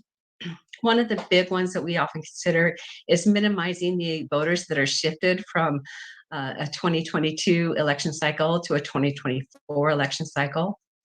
So, for example, if we need to adjust some boundaries and we have options of doing it so that people who are in 2022 can end up in another 2022 district, then that would be preferable over putting them into a district that's assigned to 2024. We can consider respecting voters' choices if we've met all the previous mandated criteria and all things being equal, can draw an option that avoids pairing head-to-head contests with incumbents. We can present that option. We can consider future population growth, but it's limited. When I talk about equal population, it does not have to be the exact population, but there can be no more of a difference than 10% between your least populated district and your greatest populated district.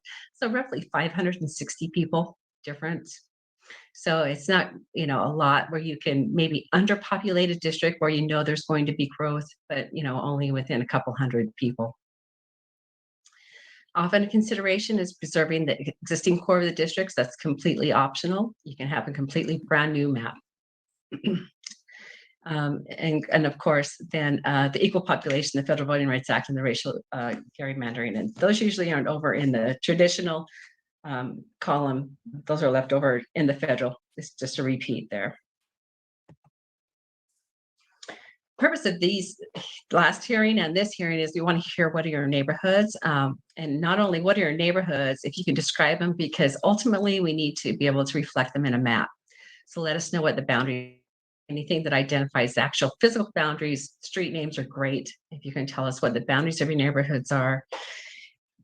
We can also look to different things. I believe we do have some neighborhood districts map for Marina, but we also have a downtown specific plan. But we want to hear from the public, because sometimes what we have in our records don't match up the reality of those who are actually living in those communities.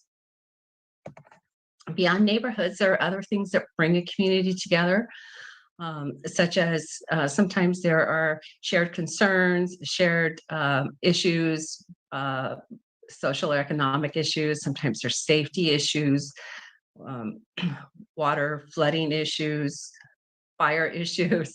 Well, there are all different things that bring people together, and those that can be defined as a community.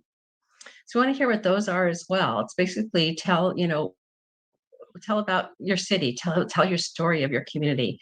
And then we'd like to hear, would that community actually benefit from being in a single district, or would it benefit from maybe having more than one overlapping district? For example, I think presently, the downtown area has several districts touching it.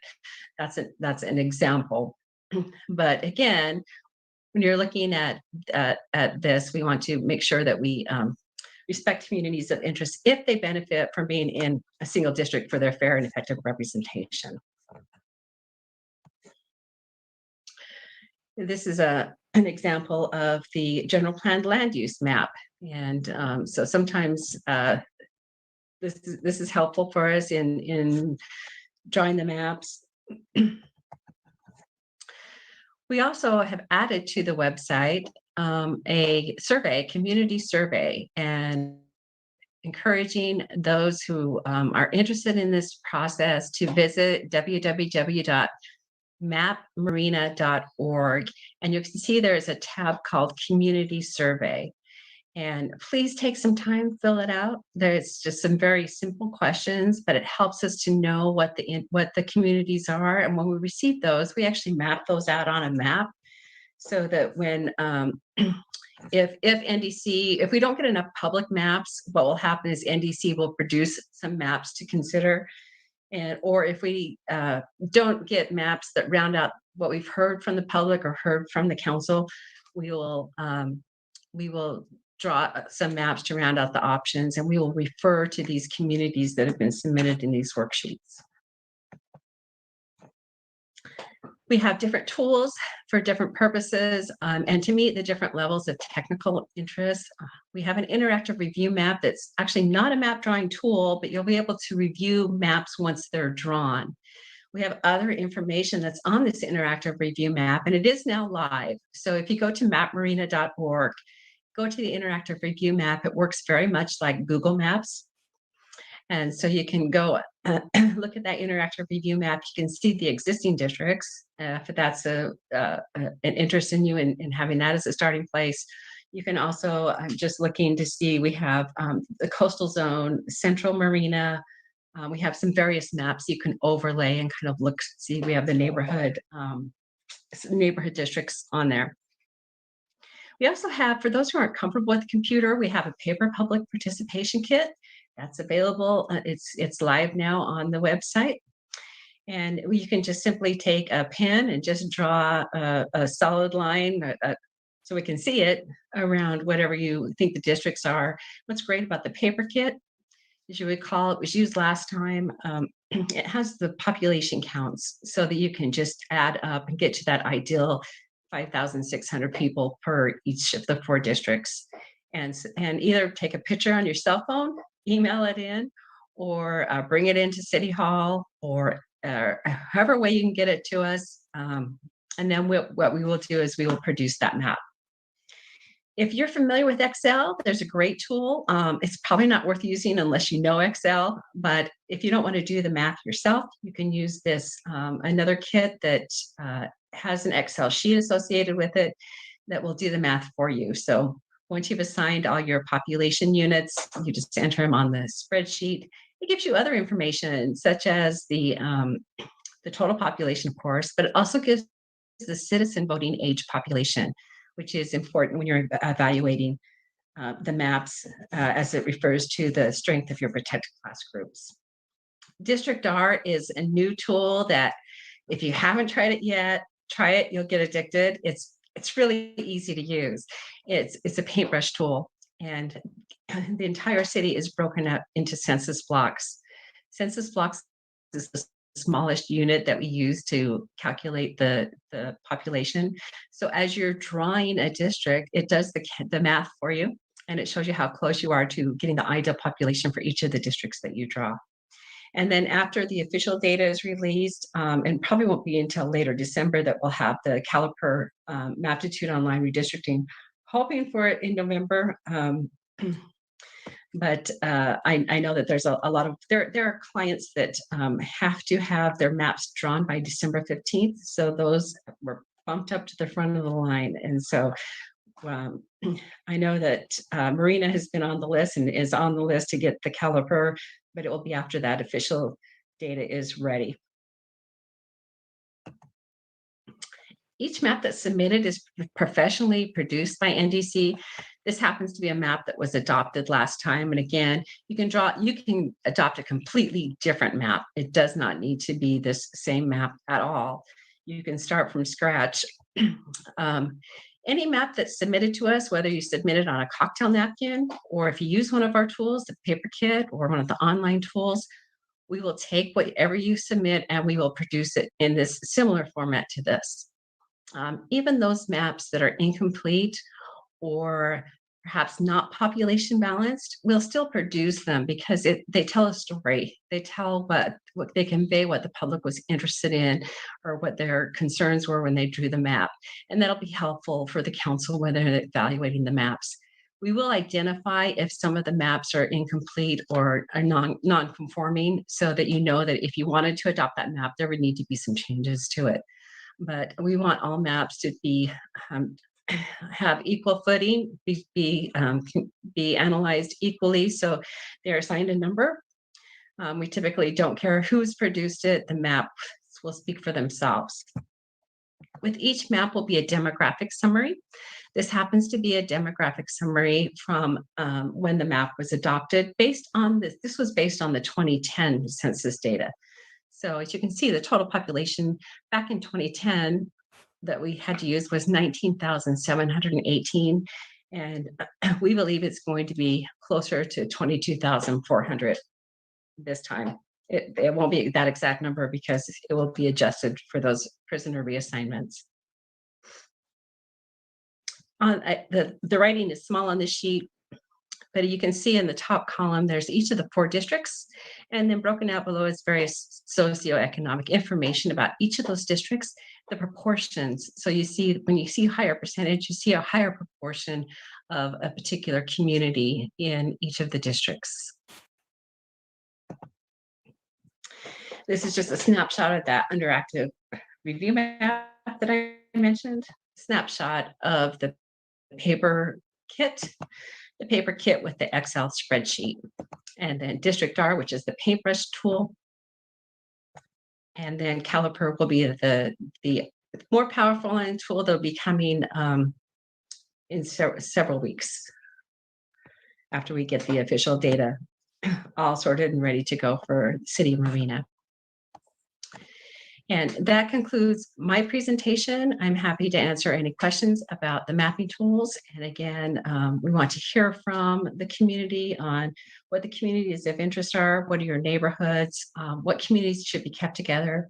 And also keep in mind when you're speaking of communities, let us know what communities go together.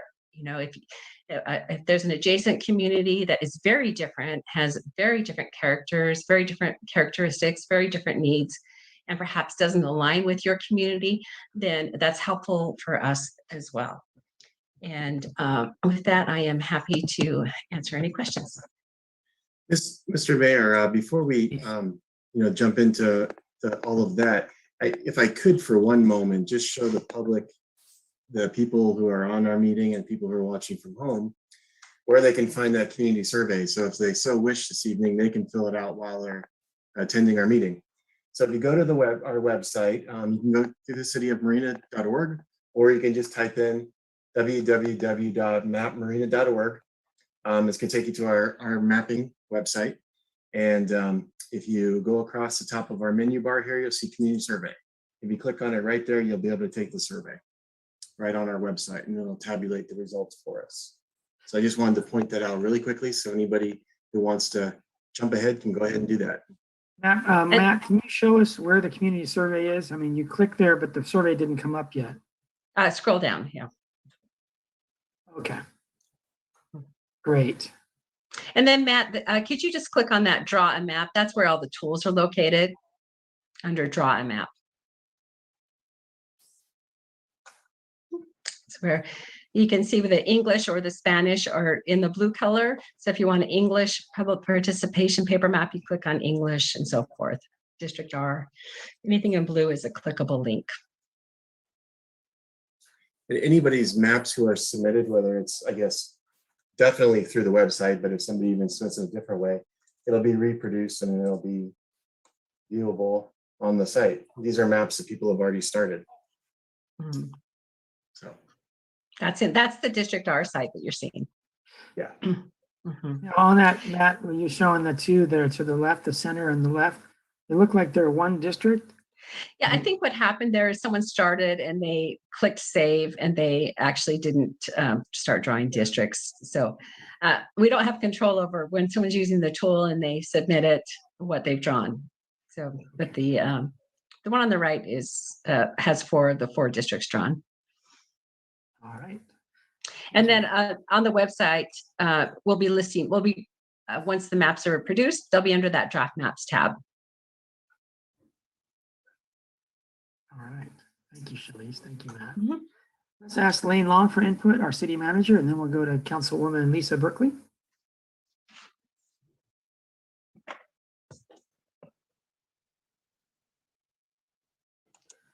Sorry, Mayor, I didn't have a question. Actually, I had just one question.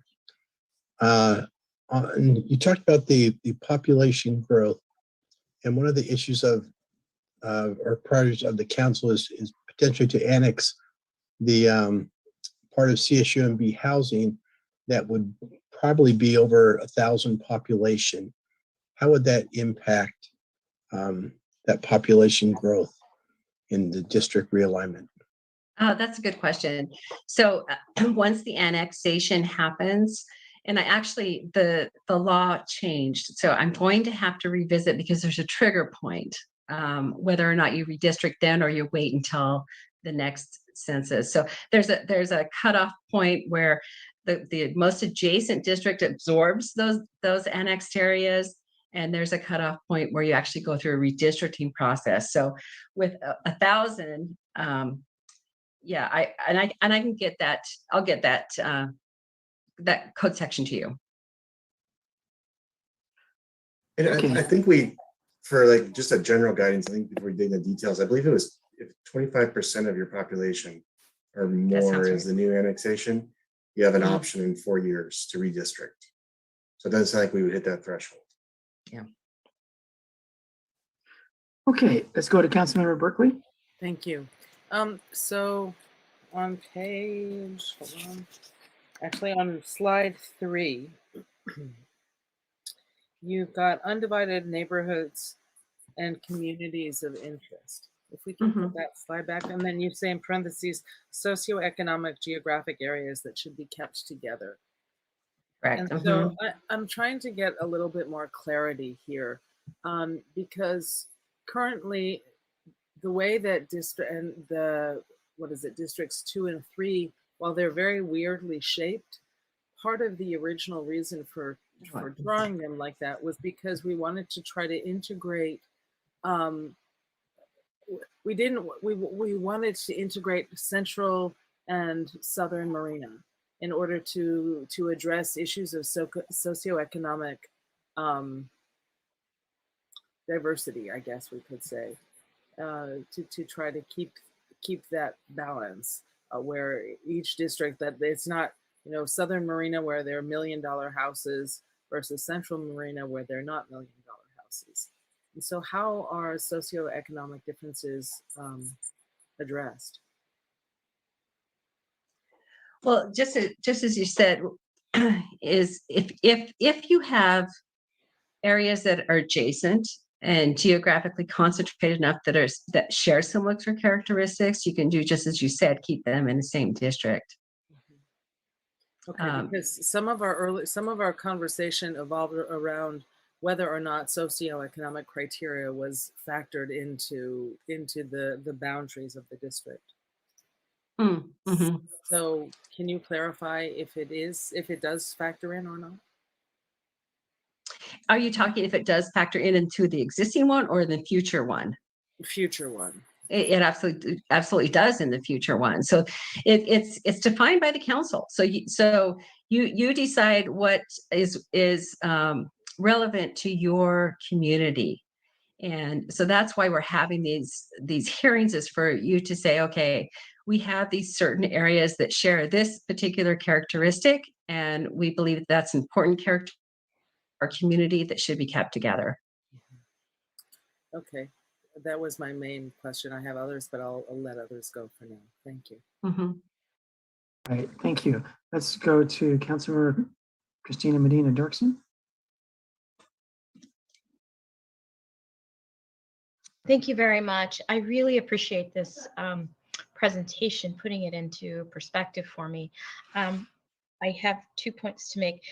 Back to Lisa's question, is there a layer that does provide the household median incomes? Because how are we to know? I guess just we can make assumptions about neighborhoods and assumptions about who lives where, but what definitive metric do we have that can assist us in putting facts to work on this map?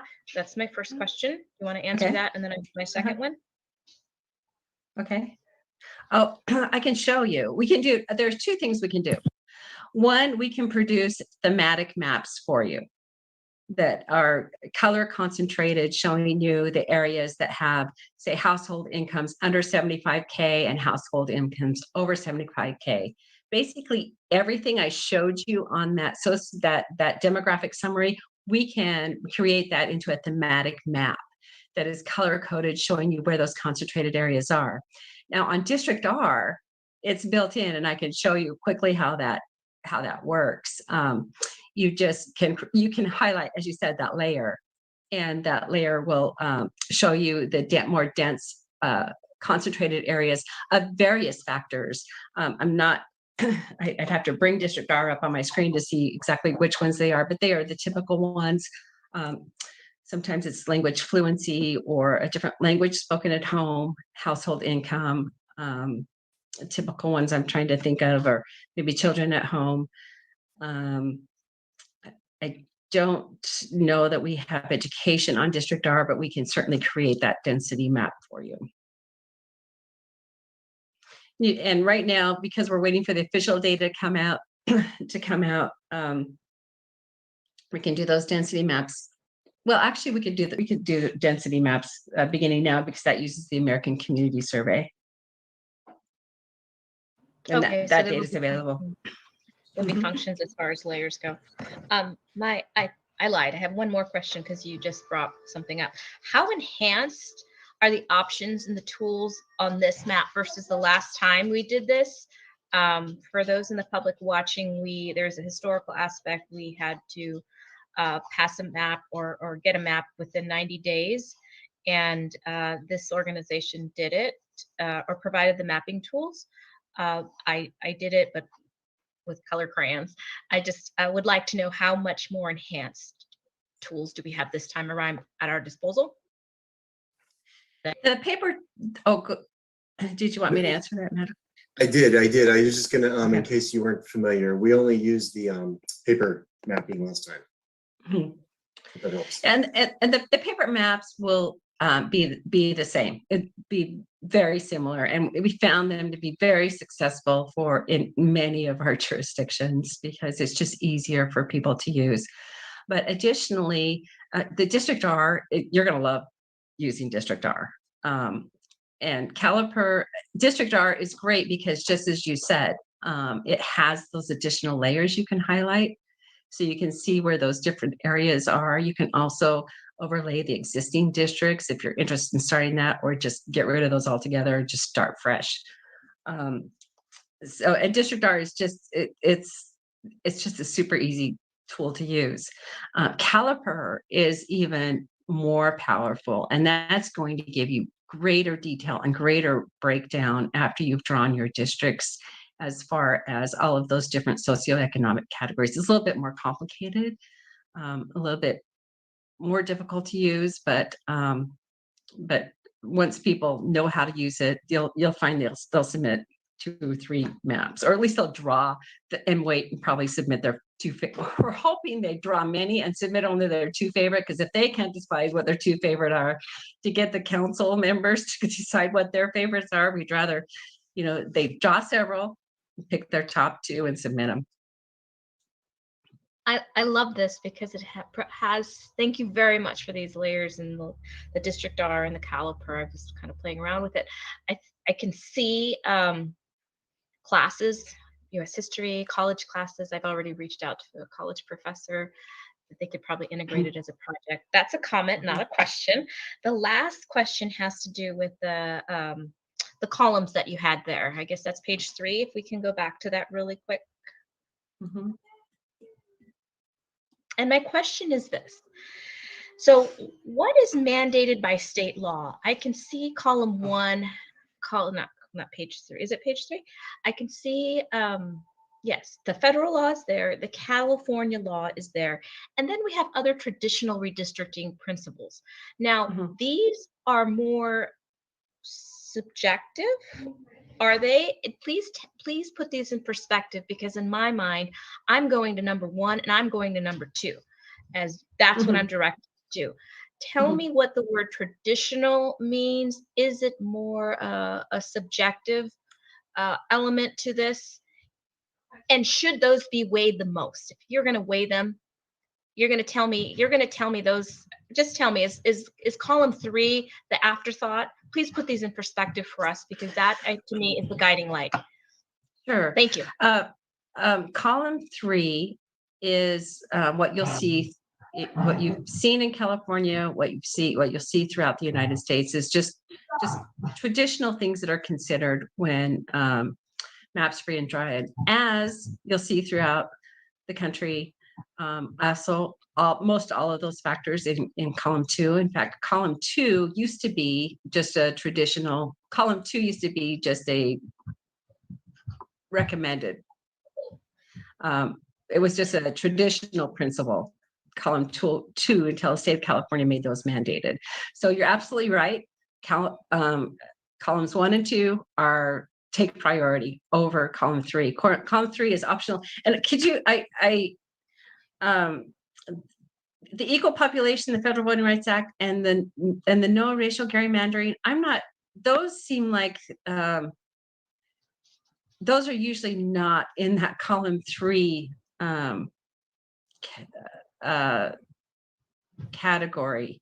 And I'm not sure because I haven't been from the beginning with Marina why they're in that column. So I know with my presentations, those are not there. To me, it looks like it's just a cut and paste from column 1 that shouldn't be there. And I'm going to check in to see why they're there. I hesitate because I know that what the ACLU lists those as traditional, and so they, they're mandated. Those last 3: Equal Population, Federal Voting Rights Act, and no racial gerrymandering. Those are federal laws. Okay. And the second are state laws. The third, completely optional. Okay, so my gut tells me 1 and 2 is what we should really follow, which brings me to the last question I just had was, this is probably for the city manager. I had asked, and I'm not sure what our vote went down, but 2 parts, Shalice and city manager, I asked that where current sitting council members reside be invisible and not included in any layers. I don't remember if that passed, but how are you addressing, I don't remember if that was part of the motion when we adopted this, your contract, but how is that being addressed in terms of where council members current council members currently reside? I'm just going to look and see if, I don't believe it's on your interactive map viewer. It's not on there. No, it's not on the interactive map viewer. We do need that list for when we're assigning sequencing. So when we're assigning the sequencing for the election, once the map's drawn, we will, wherever the seated incumbents end up, we'll try to match that district to their election year. Now, if there are 2 or 3 that are drawn into the same district, and then when we assign the proposed sequencing, we'll say, for example, District 1 will be up either in 2022 or 2024, with the council ultimately making that decision.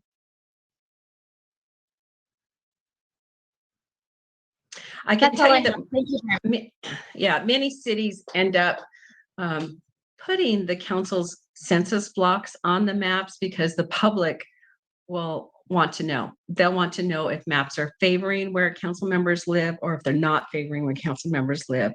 But in a city as small as Marina, actually, most everyone probably knows where you live. All right, thank you. Let's go to Mayor Pro Tem Kathy Biala. Thank you, Mr. Mayor. So I'll say sequentially the questions. The first one is on page 3 again, on the traditional redistricting principles. You have one of them that says respect voters' choices / continuity in office. Mm-hmm. And then on the communities of interest slide, you have at the very bottom, really the quote, I think, for the SB 489, communities of interest may not include relationships with, and there's 3 things, but incumbents is on there. So it seems like it's a contradiction. On one side, you're saying that you want to respect continuity in office, and then the other one by state law says you're not supposed to include relationships with incumbents. Could you comment on that, please?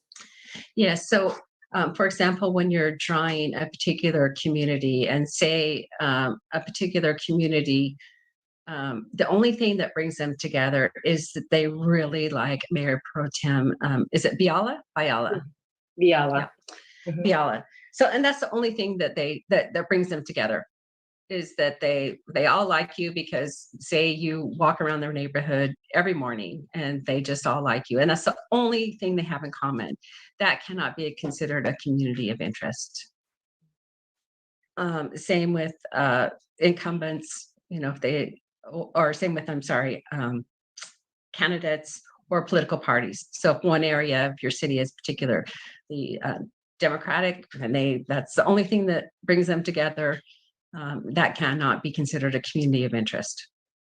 Okay, which is different than what Councilwoman Medina Dirksen was referring to is the address. So it's not referring to the qualities of the incumbent, but in terms of the voters, how they perceive the relationships with an incumbent, kind of different. It's not because I live there or she lives in another area.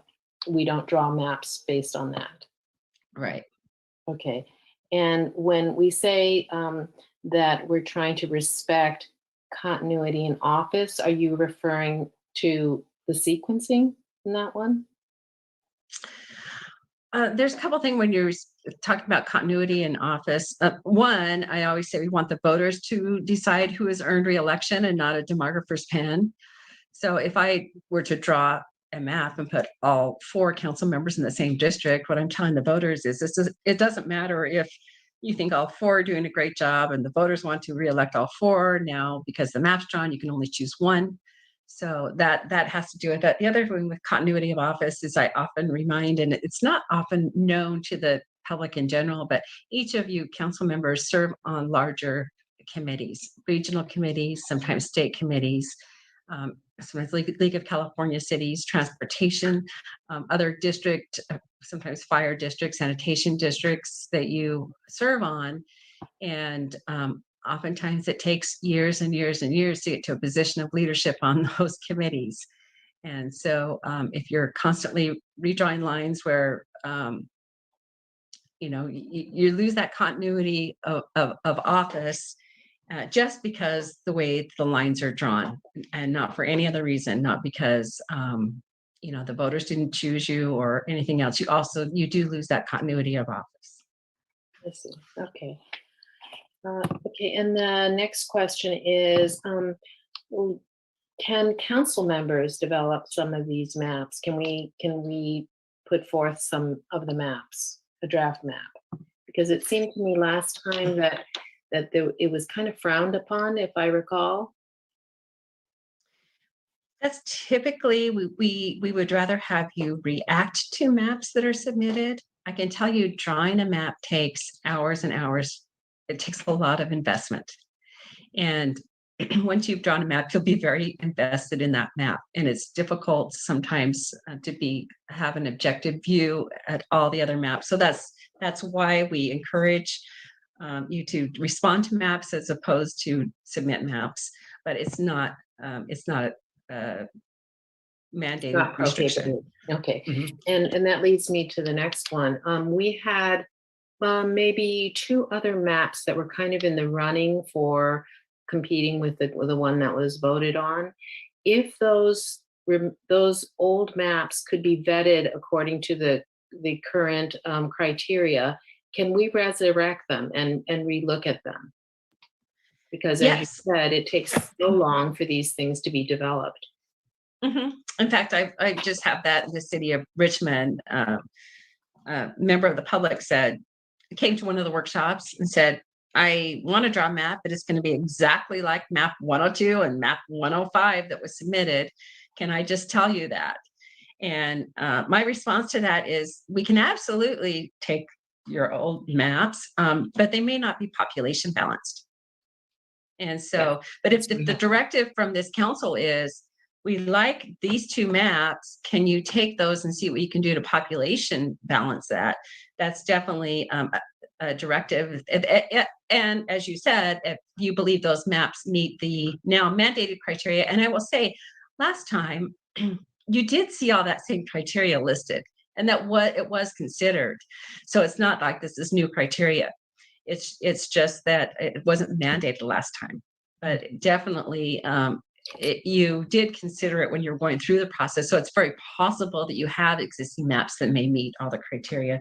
But absolutely, if you just have those old map numbers and want to give that direction to try to make for us to make those population balance, then that could be those could be Great. options. Thank you. Also, I want to ask you, it seems like we're trying to get communities of interest because we're driving for commonalities, how people see the real world in terms of their neighborhoods. So if you have, let's say, a high socioeconomic region and you split it, can you say what the ramifications to that are? I mean, is this in general not preferred, or is it, and I know you're going to say it depends on the issues and stuff, but at the same time, we are trying to get more commonalities of the maps or the regions. So is that, if you just took that, for example, a socioeconomic group that is very similar and you split it in half, what are the ramifications? And especially for the high socioeconomic group, because So, they tend to be able to run for office, for example, and so now you have two from the same area. Right. Well, I mean, it follows the same criteria, even though that you want an undivided community of interest. So there's one reason to keep that community together. Second, I always remember this. I was in the city of Redlands, and a woman came up to me and said, this is when they were going to districts, said, thank you so much for this, because she was from a very poor community, and her English was a second language for her, and it was difficult for her. And she said, I could never imagine myself. She said, I know my neighborhood well. I know all my neighbors. I helped run community things. She was very active in her church. She knew her area.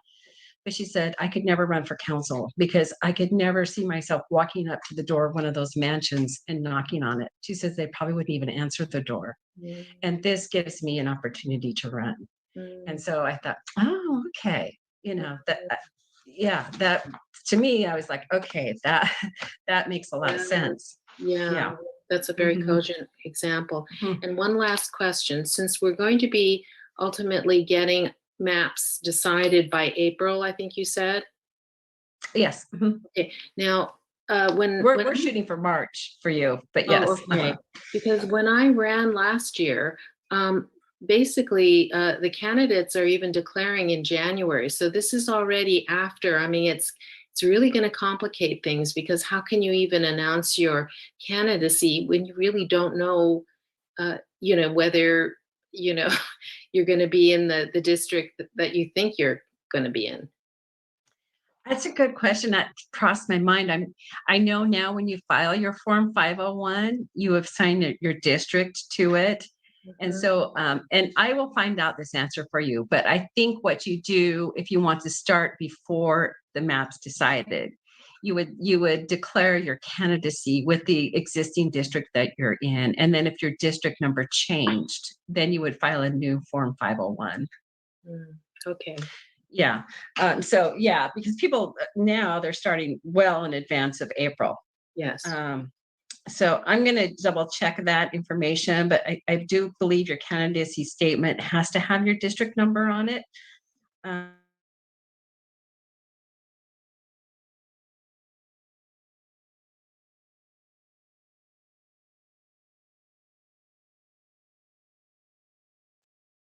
File an amendment, or you change, or you create a new one.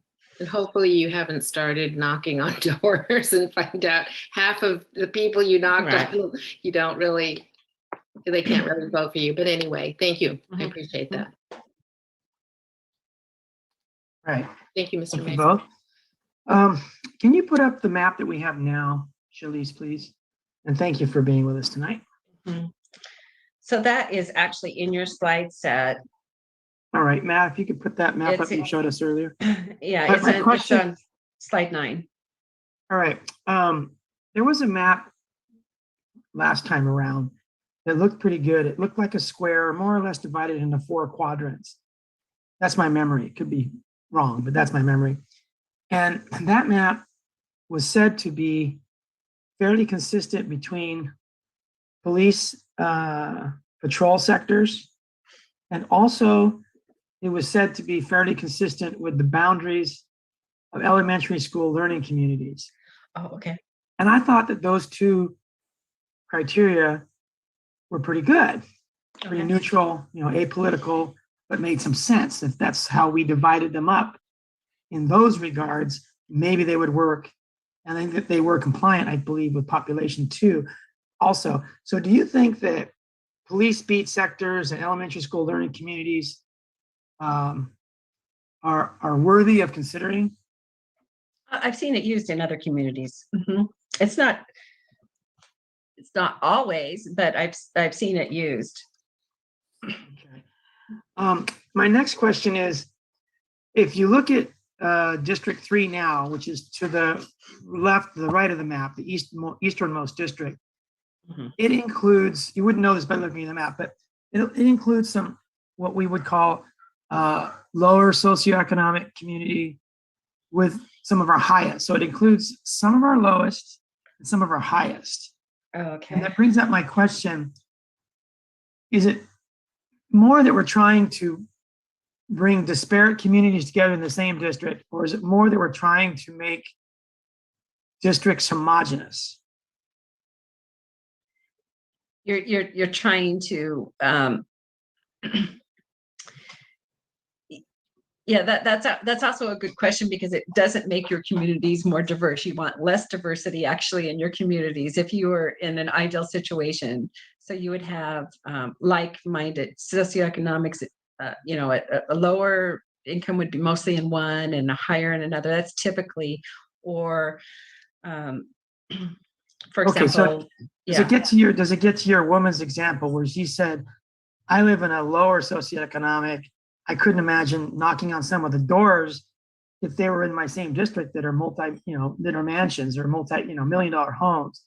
So where we can, should we be trying to look to homogenize important criteria such as income strata?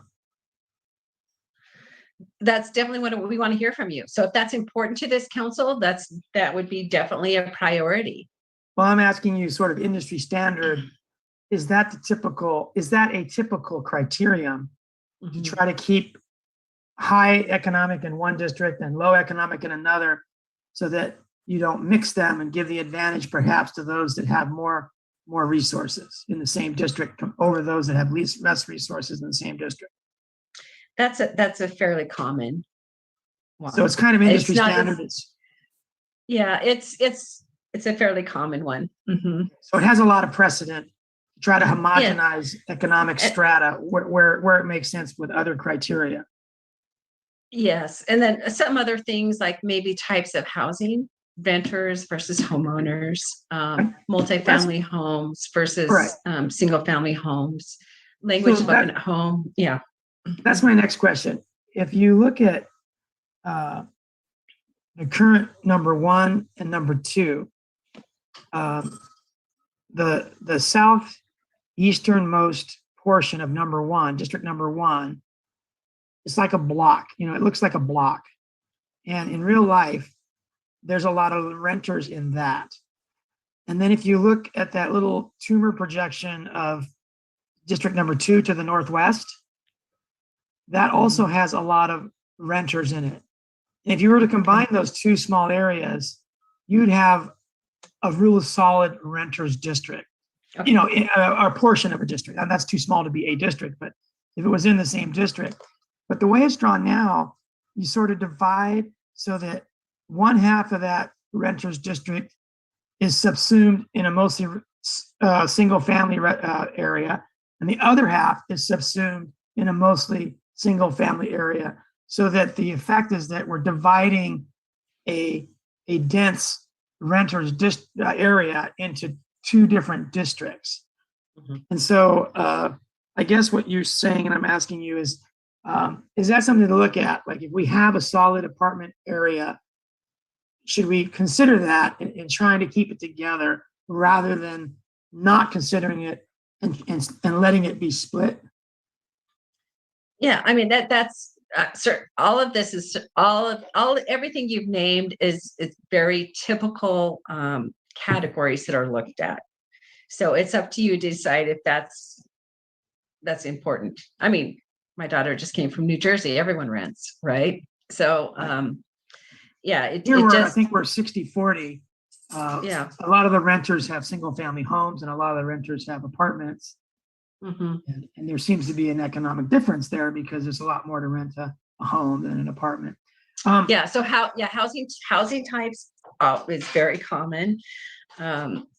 Income's common, language spoken at home. These are common things that you would look at to try to keep together, typically.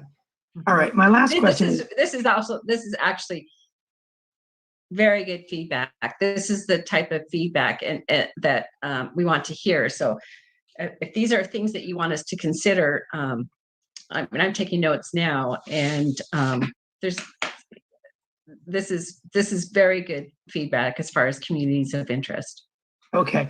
My last question is, if you look at the southernmost part of District 2 as it's in front of us, and the southwesternmost part of District 3 that's in front of us, it divides a fairly wealthy and a brand new community in two. And my question is, does that give that community more power because they have a substantial portion of two districts, or does it dilute their power by dividing them in two districts? That can be viewed either way. Okay. So as was mentioned, there's a cost to run for council. And so sometimes that's why people like districts, because it's less expensive. But yeah, it does cost money. So that gives an opportunity if the more wealthier and more districts, that gives more opportunity for the wealthy to be elected, is viewed by some as being a factor. Okay, so if you had that's not always the case, but something to watch for. So if you had 4 districts and each one had a sizable area of affluence, theoretically, all those districts could end up with affluent representatives because they have perhaps more time and resources to campaign with. that could be a possibility. Mm-hmm. So it's just something to keep in mind, I suppose, not the only thing. Okay, thank you. Let's go to Matt Mogeson, our Assistant City Manager. Thank you, Mr. Mayor. Shalice, I wanted to just ask quickly if you could help with a little context of what we're trying to accomplish with talking about these communities of interest. Like, what are we looking to do with this information once we collect it from? So what happens with this is if we get particular defined areas, actually, I should say, as I mentioned, all the information that you've given us is something useful and we will use when NDC is rounding out the options. As I mentioned, if we don't get enough public maps that we feel meet some of these things, then we'll produce some maps that present these options, focused on maybe income, or focused on renters versus homeowners, focused on the elementary school districts, focused on the police patrol areas, which I think we're going to need to get both of those things. So you and I can talk about, see if we can get those shape files. I don't see them readily loaded here, but I may not have an exhaustive list. But so that's one part that will be useful. And then if we hear from the surveys, folks who fill out the surveys, or from public testimony today, because we still need to open the public hearing. If we get public testimony today and folks give us the actual boundaries of particular neighborhoods that should be kept together, then from in our back end, we actually draw them out on a map so that when we're doing all of our work in producing those maps, we can overlay them. And then and also when we say we get 20 maps, we're grouping them. We'll say this set of map respects this particular neighborhood, this set of map, these types of maps that are drawn this way accomplished or seem to have been following this type of policy when they were drawn. All right, thank you both. Let's then go to public comment, open the public hearing, and start with Mike Owen. Good evening, Mike.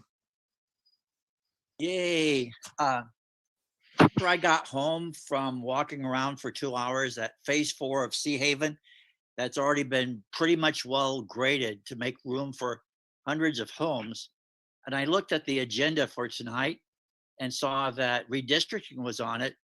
I thought, geez, it's really sort of a shame that all these people that are moving in are not really going to count until 10 years from now on the next census.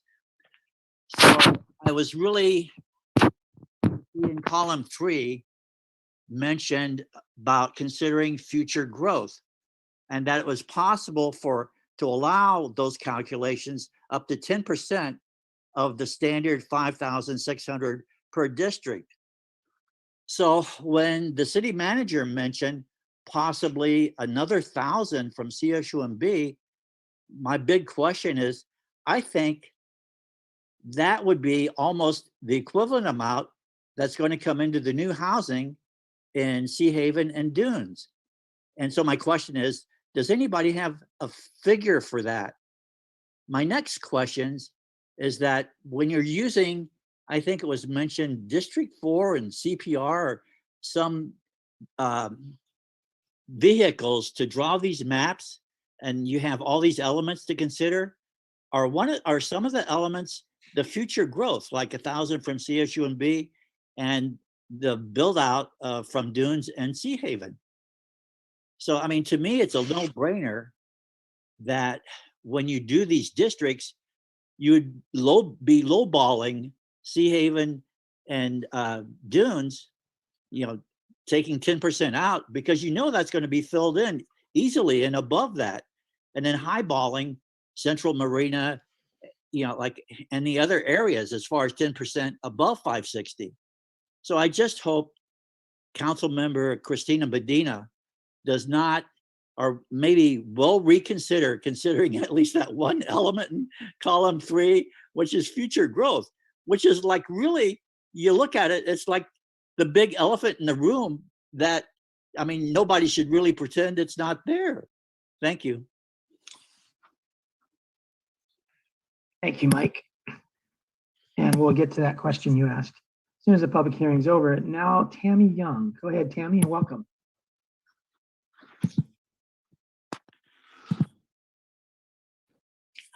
Good evening, everybody. Good evening. I'm really sick. I mean, I just have a cold, but it's really gone to my laryngitis. So I hope that you can hear me and you can understand me. Okay, can you hear me and understand me? Yes, you're very clear. Okay.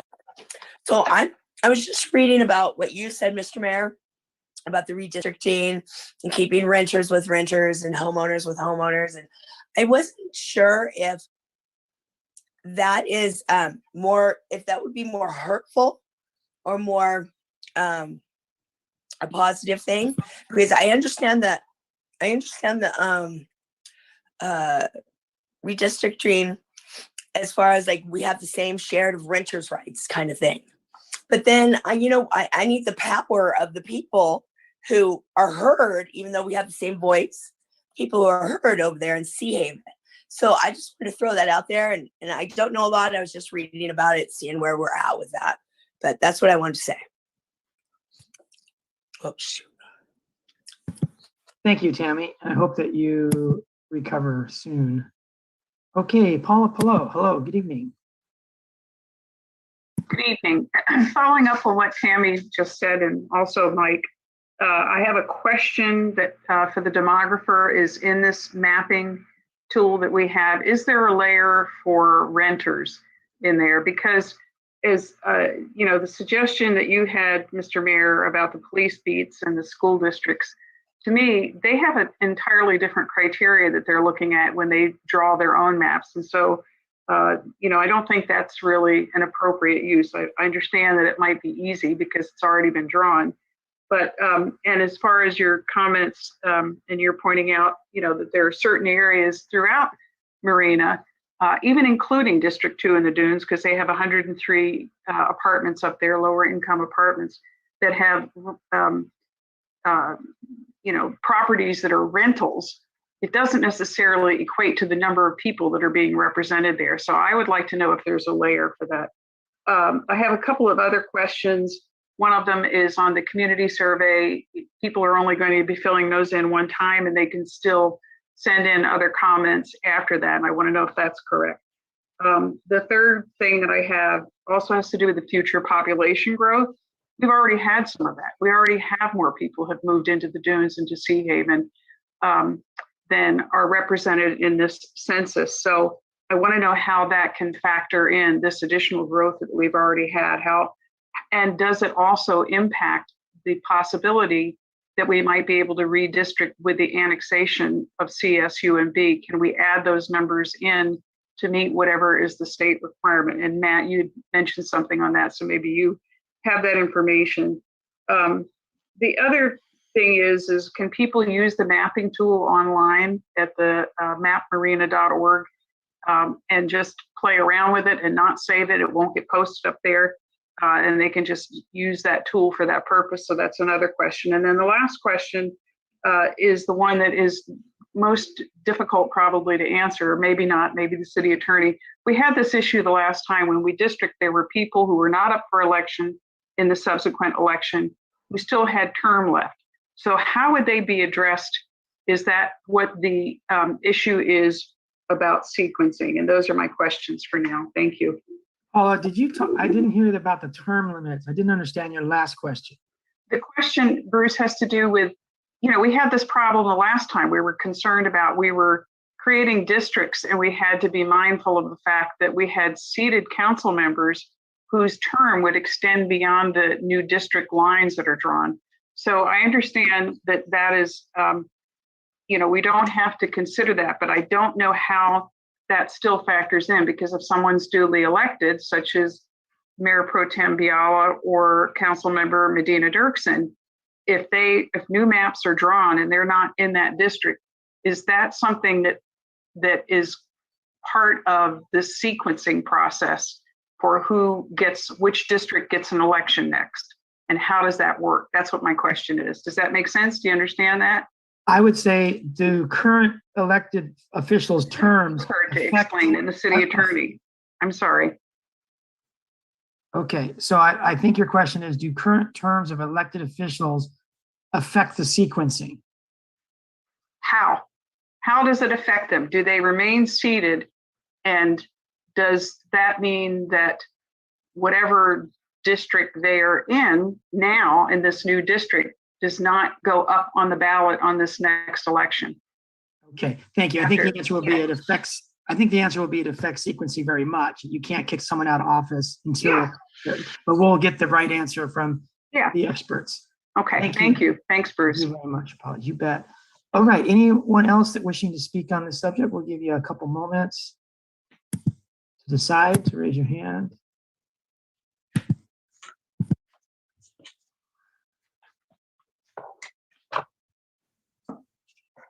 All right, Kenya, hello, welcome. Go ahead, Kenya. I think you want to unmute on your end. Good evening. Can you hear me? Yes, good evening. Good evening. Thank you very much for the presentation. I found it very informative, and I'm very much looking forward to learning more and trying to generate a map of my own. I guess I just had a general comment. Personally, I do see the necessity to prioritize, looking into the different socioeconomic levels and the different types of housing as a critical component. I currently live in District 1. Parts of where I live, I live in a home, but right, block away is a row of apartments, and I would like folks that rent and that live in multifamily units to have adequate representation. And sometimes that's really difficult to do if the representatives don't live in the area. And so I just want to emphasize that. I think that's very important. And, you know, as you go through this process, it seems really clear that there's going to be different interests and different considerations, and it's more of a balancing act. And, you know, not everybody's going to get what they prioritize. And so I look forward to participating in this ongoing process so that we can have, you know, the most equitable and effective process that, you know, tries to ensure that our votes matter and that we get representation for the communities that we live in, and better representation of our daily realities rather than things like, you know, people's socioeconomic privilege. So yeah, thank you very much and have a good night. Thank you very much, Kenya. All right, last call for anyone else who hasn't spoken yet. 484-4751. Go ahead.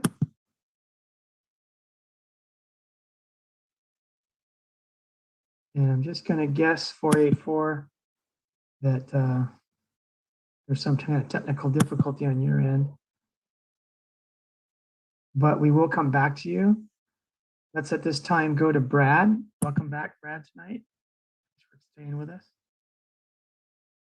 Hello, it's actually Kathy speaking again this time instead of Brad. We're sharing it, but I don't think he's going to be speaking on this part. But I had a question about, I didn't hear the very, very beginning where the consultant was introduced. I'm not sure where she's from or how she was chosen to be the consultant. How I just wanted to, that was one question.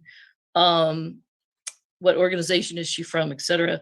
And also, I agree, Mayor, regarding when you mentioned about the redistricting, that if you've got one pocket of one district has got mostly renters and the other one homeowners, then there's a lot of concerns about, like, when there's time for, if there's some new change in the law and like for taxes and stuff like that, how's that going to affect if the people in District 4 are all renters versus the people in District 3 or homeowners? Then I see that I think there needs to be more diversity of the mix of the districts because of that. And it is going to affect, you know, because living in apartments versus living in homes, that's very, very different. So that's what I was agreeing with and have a concern about.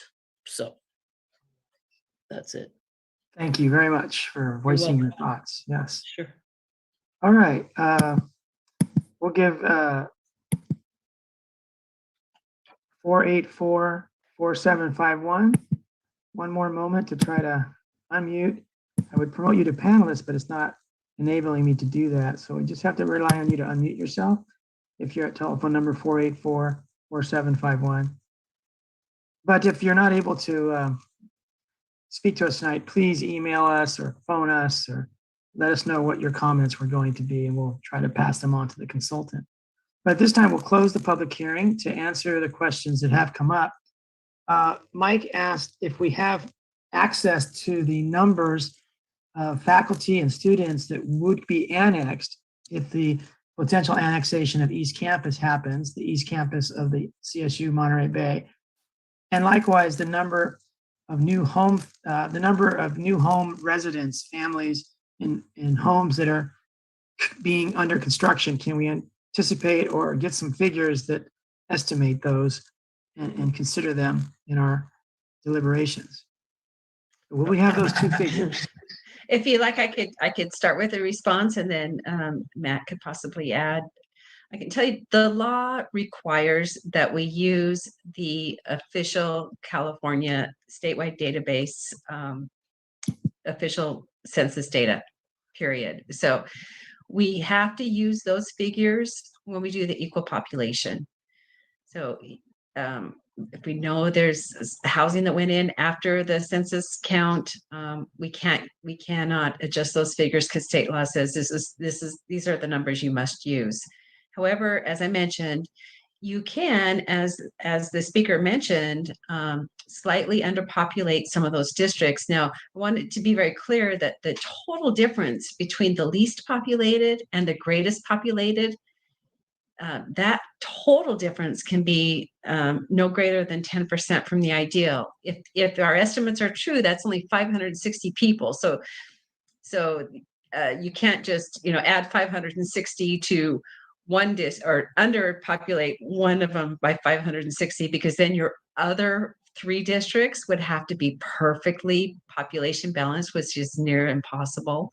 So you're really only talking about a couple hundred, maybe the max like 300 you'd want to underpopulate a district. Okay, so between you and Matt, do you think we'll have access to the figures of the predicted number of faculty and students that would be annexed and the predicted number of folks living in new homes that are planned in the near future? Yeah, we can certainly get that. I think a pretty good estimate, Mr. Mayor, between that and the build out of Sea Haven and the dunes as well. And I think this is one of Paula's questions, and I'm not sure if this gets to some of the concerns about this. But I think it's important to note, so the way it works under the current law is if we were to annex a new territory, that new territory and the residents within that territory is going to basically be attached to the nearest district. So those people will be getting to vote for the next 10 years. They're not going to be excluded for the next 10 years, but their district will be unbalanced population-wise with the rest of the city. So the law says then after a period of 4 years, if that new population that we've annexed is greater than 25% of our current population, which for us would be an addition of 5,625 new residents, the council can choose to redistrict at that time. So it's a choice at that time. So it's not a must, but I think again, it's important to say that those people will get to vote. They're not going to be excluded from city voting or politics. And we have an option if we were to annex that many people, which I'm not sure if we'll hit that threshold. Okay, so that kind of got to Paula's question, referring to the solution to the potential annexation. And I think that's what you just answered, Matt. Yes. If we needed to. It's been so much fun. I'm sure in 4 years, we're going to want to do this again. All right. Paula's other question was, will there be a layer for renters? I mean, I think she means, will we be able to see where the renters are in the city to make a layer? I want to defer to Charlize because looking at it, Yes. I mean, there is a owner occupied, so you could do the reverse of that and know who's not owner occupied. Yeah, we do have a layer in District R that shows the renter percentage. But when in looking at it, this is the difficulty, is this information is by census tract. And so it's not going to give you a very finite picture because it's not down at the block level. And because it's such a small community, it's not going to give you a very accurate description now that I've realized your census tracts are very large. So, but there is in District R, if you go into open up District R, and then on the right-hand side, there are 3 tabs. One's the population, and that's for when you're building the districts to see how close you're coming to near equal population. And then there's a data layers. And if you click on additional demographics,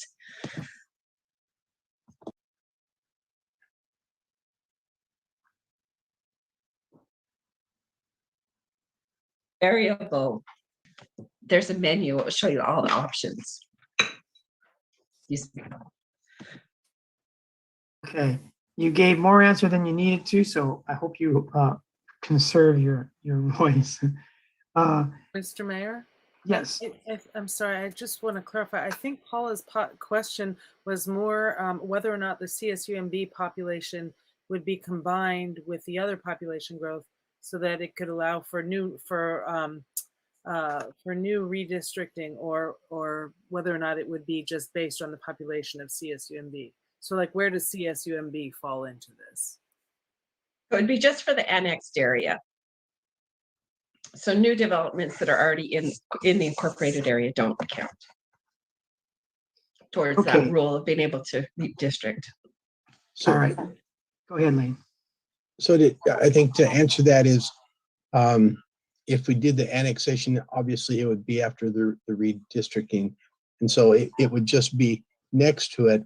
And as Shalice said, one of the criteria is your districts have to be balanced by population. You can't balance them based on future growth. And that kind of makes intuitive sense, because the people who are voting right now are in those districts now. The growth may happen in 2 years, 3 years, 4 years, 5 years, but the council will have that ability. So if there is an annexation or population growth in the dunes or Sea Haven at a point to where it is significant impact, then you have the ability to say, yes, in 4 years, we're going to go out and go through a redistricting process again to balance again by population. Okay, thank you. Another question from Paula was, if a person does a community survey, is it okay after that survey to continue to submit comments? I'll go ahead and answer yes. They can still submit comments via our email contact us feature, but the survey does have a unique identifier of an email. So unless somebody continues to create new emails, they would only be able to do the survey once. Otherwise. Okay. And then the next question from Paula was, does the online mapping tool allow you to just play around with it without having to submit your results or your product? Yes, it does. So with the, and it's Caliper and Maptitude. Caliper is the company that makes Maptitude. That's the most powerful one. That one's straightforward, easy. You save your maps. They keep showing up. Every time you log in, whatever you named it is there. You can work on it over a series of weeks and then submit. District R is a little different. Once you're working on it and you go to save it, you actually have to save the URL that shows up on the screen and then bring it up by pasting that URL into your browser. So you want to make sure that if you want to revisit a plan and not submit it with District R, then you need to save that URL so you can bring it up that way. Okay. Last question I wrote from Paula was, how do the current elected officials' terms, like she gave the example of 2 sitting elected officials that might have 2 years left when the new districts are drawn, how do people's current terms of office affect the sequencing? So your answer was absolutely correct. Nobody's term will be cut short. So meaning that everyone will finish whatever term they've been elected to. However, say for example, we have a council member whose term is up in 2022 and a council member whose term is up in 2024. And they're in the same district. The council will decide what election cycle that district has. And then say they chose it to be a 2022. Then that 2020, there's a 2024 person living in that, and they'll continue to serve out their term through 2024. That means that there will be a new district that won't have anyone in it until 2024. Okay. Because you can't have more than, you only have total of 4 council members at a time. All right. Our last question was, how was the current consultant chosen? I think we're talking about NDC. Mm-hmm. I'll have Matt speak to the process of selection process, but I can tell you NDC has been in business for 40 years. Just to give an example of the amount of clients that we serve throughout the state of California, since the California Voting Rights Act came into effect, which prompted many cities, including the city of Marina, to transition to by districts, we've assisted over 368 jurisdictions in switching to districts. So most of those clients are asking us to come back and draw their maps. Marina was smart and got us got us on their dance card early because I can tell you people we're full. So there are other cities now who are scrapping around looking for a demographer to help them because it's just beyond our bandwidth. So we are definitely the leaders in the state of California, and for a reason. We have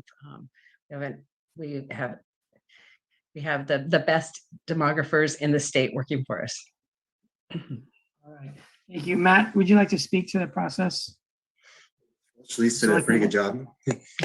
So I'll go back to 2019, and when we received the letter, and we knew we had 90 days to get it done.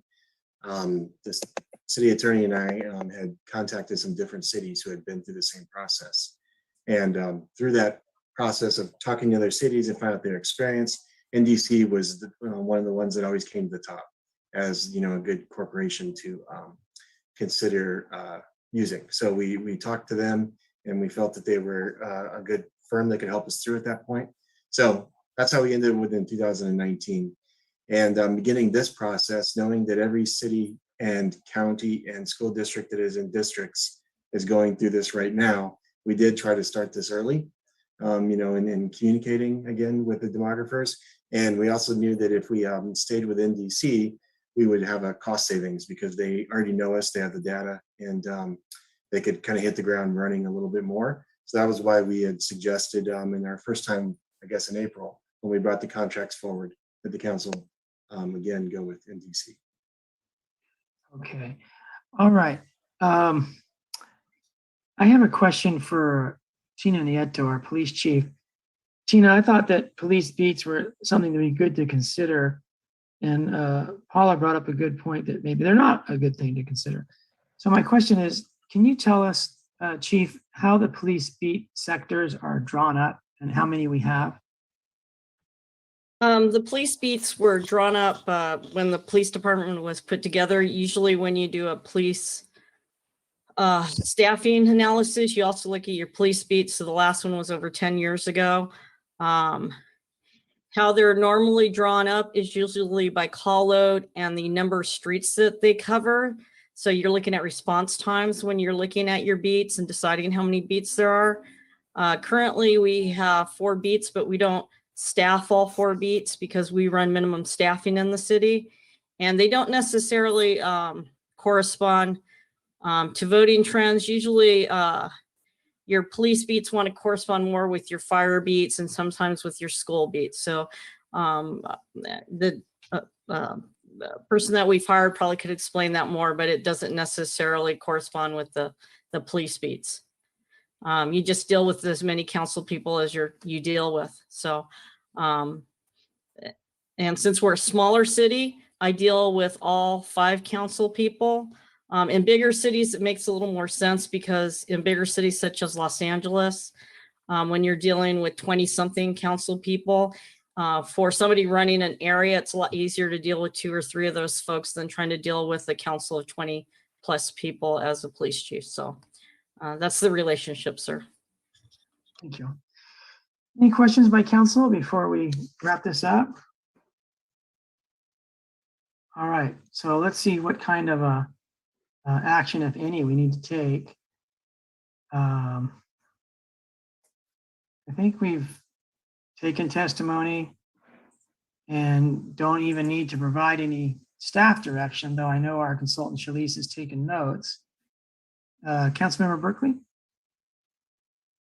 It's actually for this, I guess, the order that we're doing things this evening. So I'm just looking at our agenda and realize that we have the ADU issues after this, that I hope we can follow up after when we're done with this, that we can go to that, because I know that we have been very fortunate that Fred Agater has come out of retirement for a day to address this, because I know we still have public comment to respond to from earlier, but I would just, looking at the time, hoping that we can follow this up with the ADUs. Thank you. All right, thank you. So let's get to those public questions. We'll try to be as brief as we can. There weren't that many.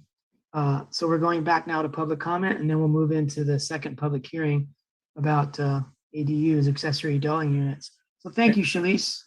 And Mr. Mayor, I would suggest that you just close this public hearing because this is one of the 4 public hearings. I did close the public hearing when I closed public comment. Okay.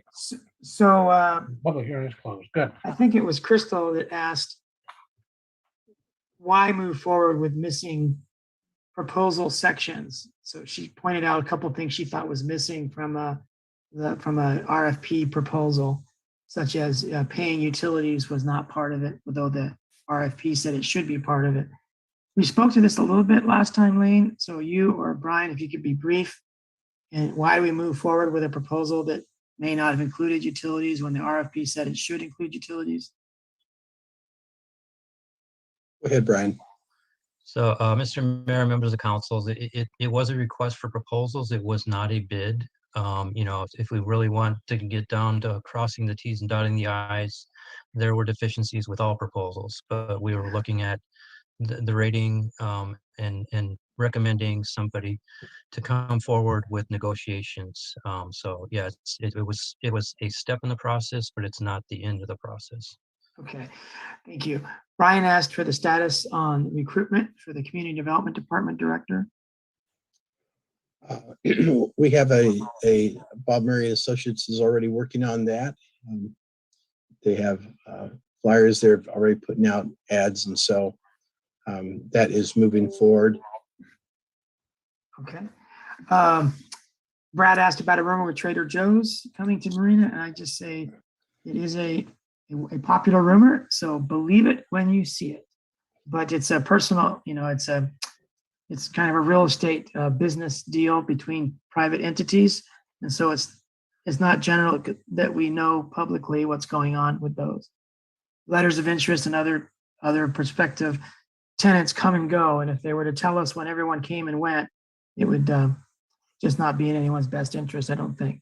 So it is a rumor, and you'd have to talk to the landowners or Trader Joe's to get the real answer, and they might not tell you.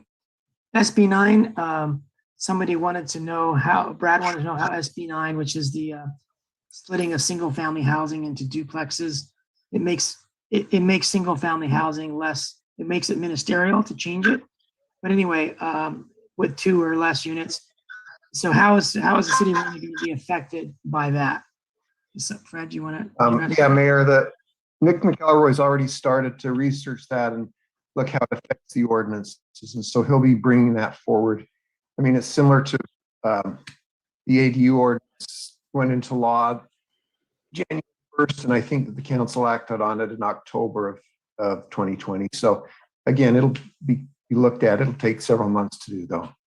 Okay, thank you. A couple of police department questions. Marina Vista School has a left-hand turn egress exit that people apparently don't comply with it on a regular basis. Is there enforcement about that? Mr. Mayor, we enforce the entire city with a very small department. What I can tell you is we haven't had any accidents either there or the MGM roadway issue that she also mentioned. But feel free to email me and we can put it out for some extra patrol if people feel it's an issue. Okay.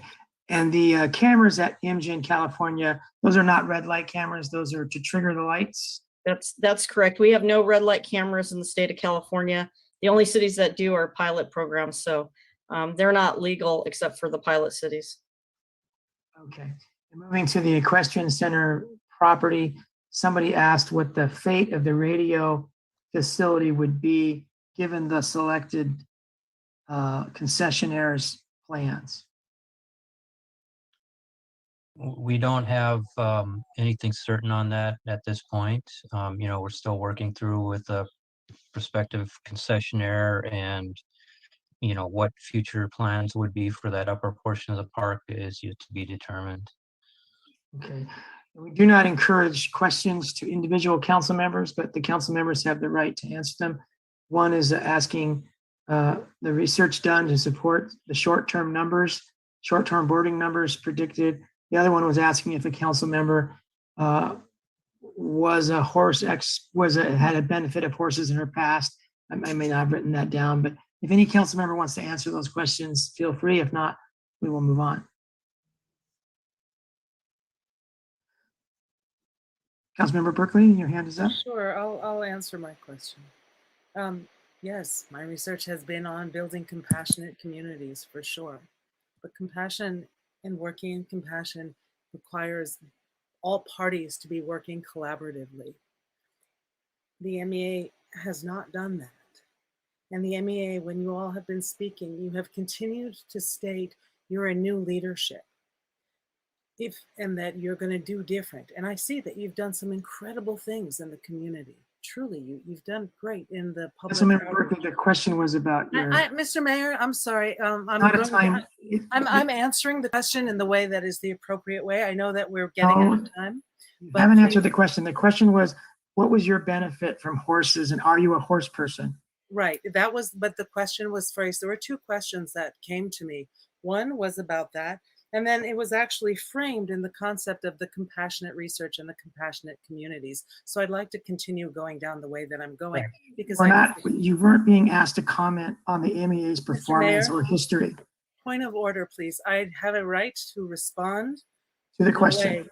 No, I'm getting there. She was, Mr. Mayor, she was asked about her thesis in that context. No, she wasn't asked about her thesis. Yes, it was mentioned that she had a thesis. Yes, she was. She was asked about the benefit that horses have brought her and whether she was a horse expert. I think we should allow her the latitude to answer the question since it was directed. Thank you. I was mistaken. Please proceed. Great, thank you. Sometimes compassion involves holding clear boundaries and good and healthy communication. And that's what we work together when we're building a community. The new leadership of the MEA has repeatedly said to us in this conversation that you're changing. And yet, the National Park Service has made it very clear that there's to be no long-term boarding. And the MEA, that's been part of the discussion since the beginning. The MEA has never done anything to change people who have been boarding there for 10 and 15 years. And you have allowed, because of that, you allowed the city to be jeopardized and potentially lose the parkland. So from my perspective, my job as a council person is to care for our community and really protect some of our greatest assets. So that's number one. Now, to the question of did I grow up with horses? Actually, fortunately for me, I rented horses. I did not own horses, and that was for a very short period of time. The other part of my horsemanship was actually working as a trainer, teaching nonviolent communication to horse riders who are competitive, part of the Italian Olympic equestrian team. I mucked stalls, I cleaned hooves, I carried bales of hay. I was very much in the muck of the stalls.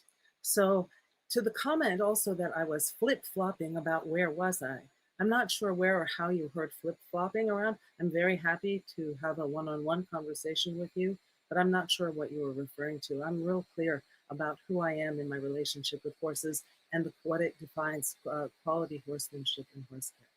And I think that addresses my two questions. And Jenna, I believe it was Jenna Larkin who asked this of me. Very happy to continue the conversation offline. Okay, we had one more question about the metric that was used to define private boarding. Does Brian or Lane want to tackle that one?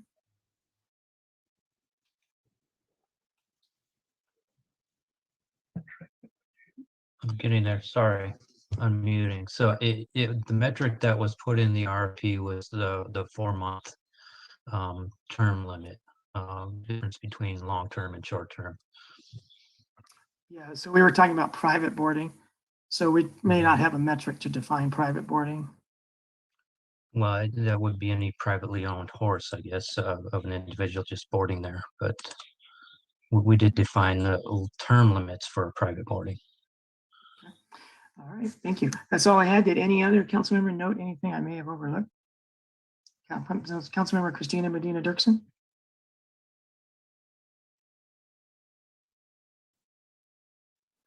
Thank you. Sorry about that, sticky keys. I had 2 question marks by 2 things. Kate Spencer had a question. I wrote eviction until agreement, question mark. I don't know if that was a question or if that was a comment. And then I also had one under Kyle, which was question mark, residents know of RV parks, question mark. So I don't know if those were comments or questions. Well, Lane, can you answer if eviction notices may be provided before we have it nailed down that the chaparral company's coming? Yeah, we just talked about that today. We have no intent to bring any eviction notice until council has an approved agreement. Although, and we're hoping to bring it back soon because the National Park Service, David Siegenthal, did kind of say if we didn't have an agreement in place by the end of this year, that they may start taking the action that they have on their end. So that was a kind of a deadline that he threw out on us. All right, and it might have been a hypothetical, Kyle asking if the homeowner, single family homeowners nearby knew about the potential for an RV residential area or RV cluster of RVs. Ryan, you look like you're ready to provide input. So anything that was proposed in the proposals, you know, they're just proposals at this point, that nothing's been approved by the city. So depending on what program comes forward and goes through the public process, approved, then that would be something that we could share with the community and say, hey, this is something that's coming. All right, thank you. Okay, so now that we're ready for our second public hearing regarding the definition of dwelling units, secondary dwelling units, et cetera, and providing some decision on the Planning Commission recommendation for us in this regard. Fred, were you going to frame that for us? I am, Mayor. Thank you. No, I'm sorry, Mr. Mayor, before we begin this, because it is already 20 to 10, I'd like to make a motion that we conclude with, or that we go as long as we need to conclude this item. Okay, I'll second that. Let's have a roll call vote, please, Anita. Do we have discussion first or no? Sure, if you have discussion, go ahead.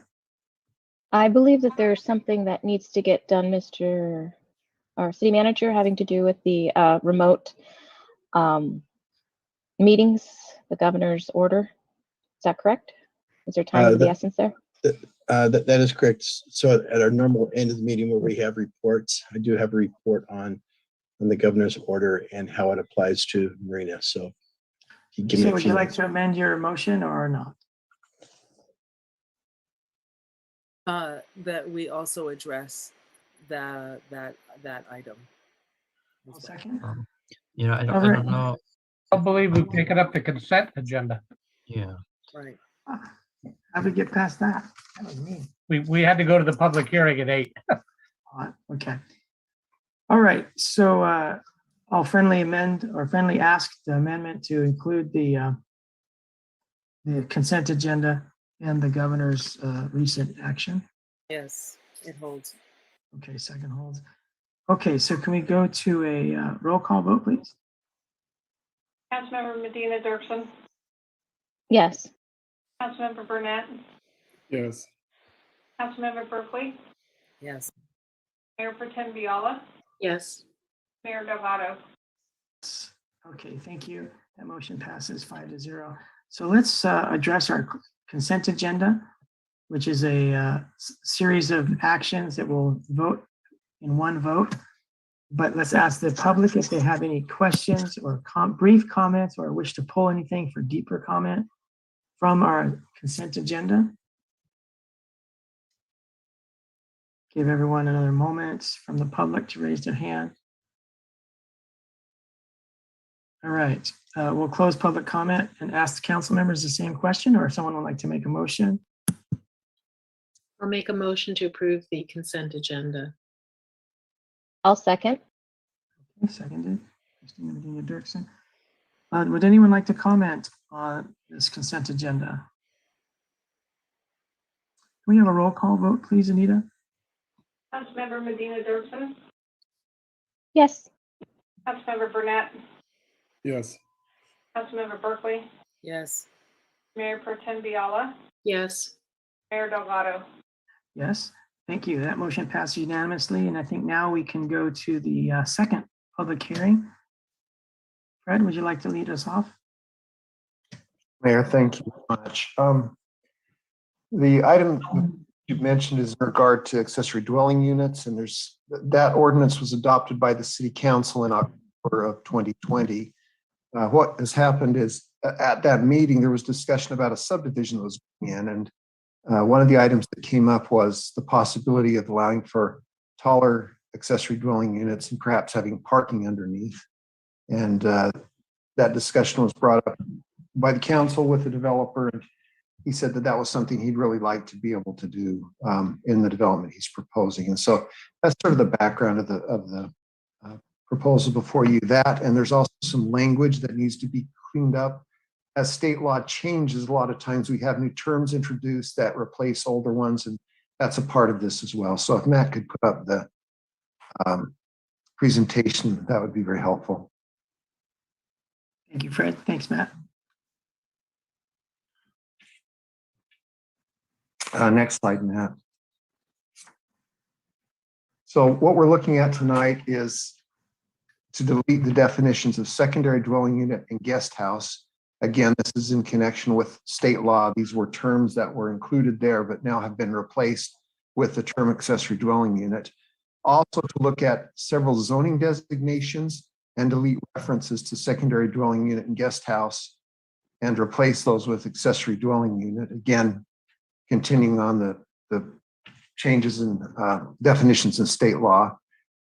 And then the next part is to retain the 16-foot maximum height for detached accessory dwelling units while allowing new construction in connection with new construction of accessory dwelling units detached in connection with the construction of new single-family homes, allowing those to be up to 24 feet in height. And I'll go over this a little bit more as we progress through here. The other thing is clarifying maximum setbacks. State law had established the maximum setback is 4 feet, and there were questions as to whether or not that addressed the issue of public utility easements, where you had the possibility of construction taking place in that public utility easement. And sometimes those are, or most often they're wider than 4 feet. And so those were the things that were looked at in terms of state law. The other thing I want to just clarify before you go to the next slide is in terms of these, of allowing for the 24-foot height for the accessory dwelling unit in the rear yard, there would need to be access on a driveway of approximately of 12 feet maximum. In discussions with the state, they're very concerned about the widths, requiring widths that become prohibitive in terms of the ability to access rear yards. You know, if that's something that people want to look at in connection with accessory dwelling units in their community. So that was one of the issues that needed to be included in terms of the discussion about the taller ADU in the rear yard, because the concept again was that the first floor would be used for parking with the dwelling unit located above that. Okay, next slide, please. This is a typical development with an accessory dwelling unit. And as you look at the top and on the right side and on the bottom, you can see illustrated the 4 to 5 foot setback. And again, that 5 foot is reflecting a typical public utility easement that you would see in a subdivision. You would have the home located in the front. You'd have the 12-foot wide driveway that's coming to access the unit in the back. And typically, this is what you're going to see with an ADU in connection with parking on the first floor, is something of about an area of about 400 square feet, about 20 by 20 is typically what you're going to see in association with those. Lot size can affect that, you know, to some extent, but again, in state law and in accordance with the law that we've adopted, the ordinance we've adopted in accordance with state law, a person can have up to 800 square feet of of ADU in their yard, located in their yard. They're allowed that by law, by state law. So we would have to meet that requirement. But typically, this is what we would anticipate being seen more often than a much larger accessory dwelling unit. Next slide, please. So at the first meeting that the Planning Commission had, there were a number of questions about some of the things included in state law. And so we contacted the state to get those clarifications, which were very important. One was calculating floor area. And in our discussion with the state, they indicated that that floor area needs to be habitable. And so in other words, you can't have a cold area above a room that's 3 or 4 feet high where it's a sleeping area and call that habitable area. It essentially, with building code, I think it's like 7 feet in height. So that's what you're looking at if you're going to identify an area as habitable area. There was discussion about the possibility if you went over 16 feet, which the state allows for accessory dwelling units detached in the rear yard, if you went over that, could you allow for a greater setback on those units? As we looked at some cities that had adopted ordinances, that's what they did. But as we discussed it with the state, they indicated to us that the 4-foot setback is the requirement regardless of the height that you're allowing for the accessory dwelling unit. And then the next question was the clarification on the public utility easement, which is wider than that 4-foot setback. So again, those were things that were discussed and clarified with the state Office of Housing and Community Development. Next slide, please. We also discussed the question about requiring the ground floor for parking in exchange for additional height. Would that be considered a violation of the statute? So again, what we're saying is if you go to the 24 foot in height, you've got to have the parking associated with that unit on that ground floor.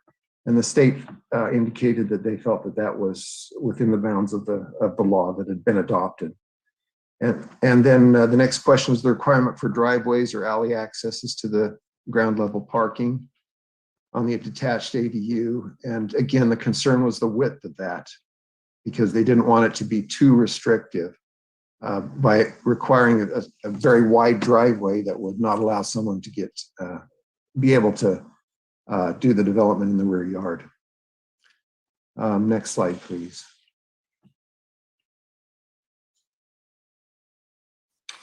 At the meeting that was held on July 8th, there were concerns that were raised by the public.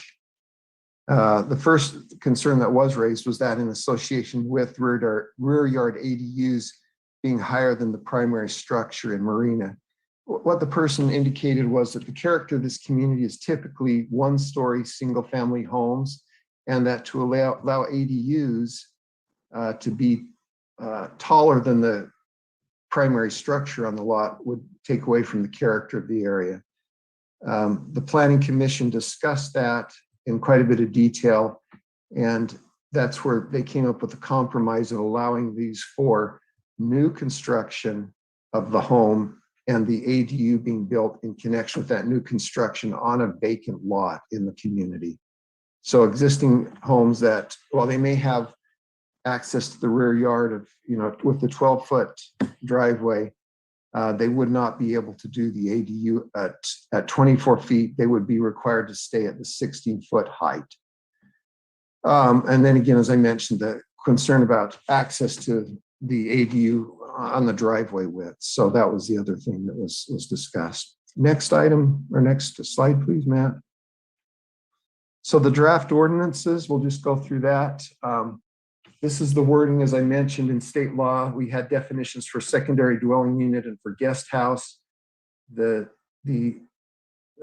proposal is that we eliminate that wording because they're no longer included in state law. They've been replaced by accessory dwelling units and the term junior accessory dwelling units. And those are already included in our ordinance that was adopted in October of last year.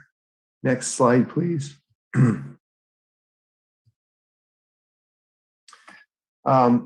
those terms that are now obsolete have been eliminated from both the permitted uses and the building height sections of the R1, R2, R3, and R4 zones.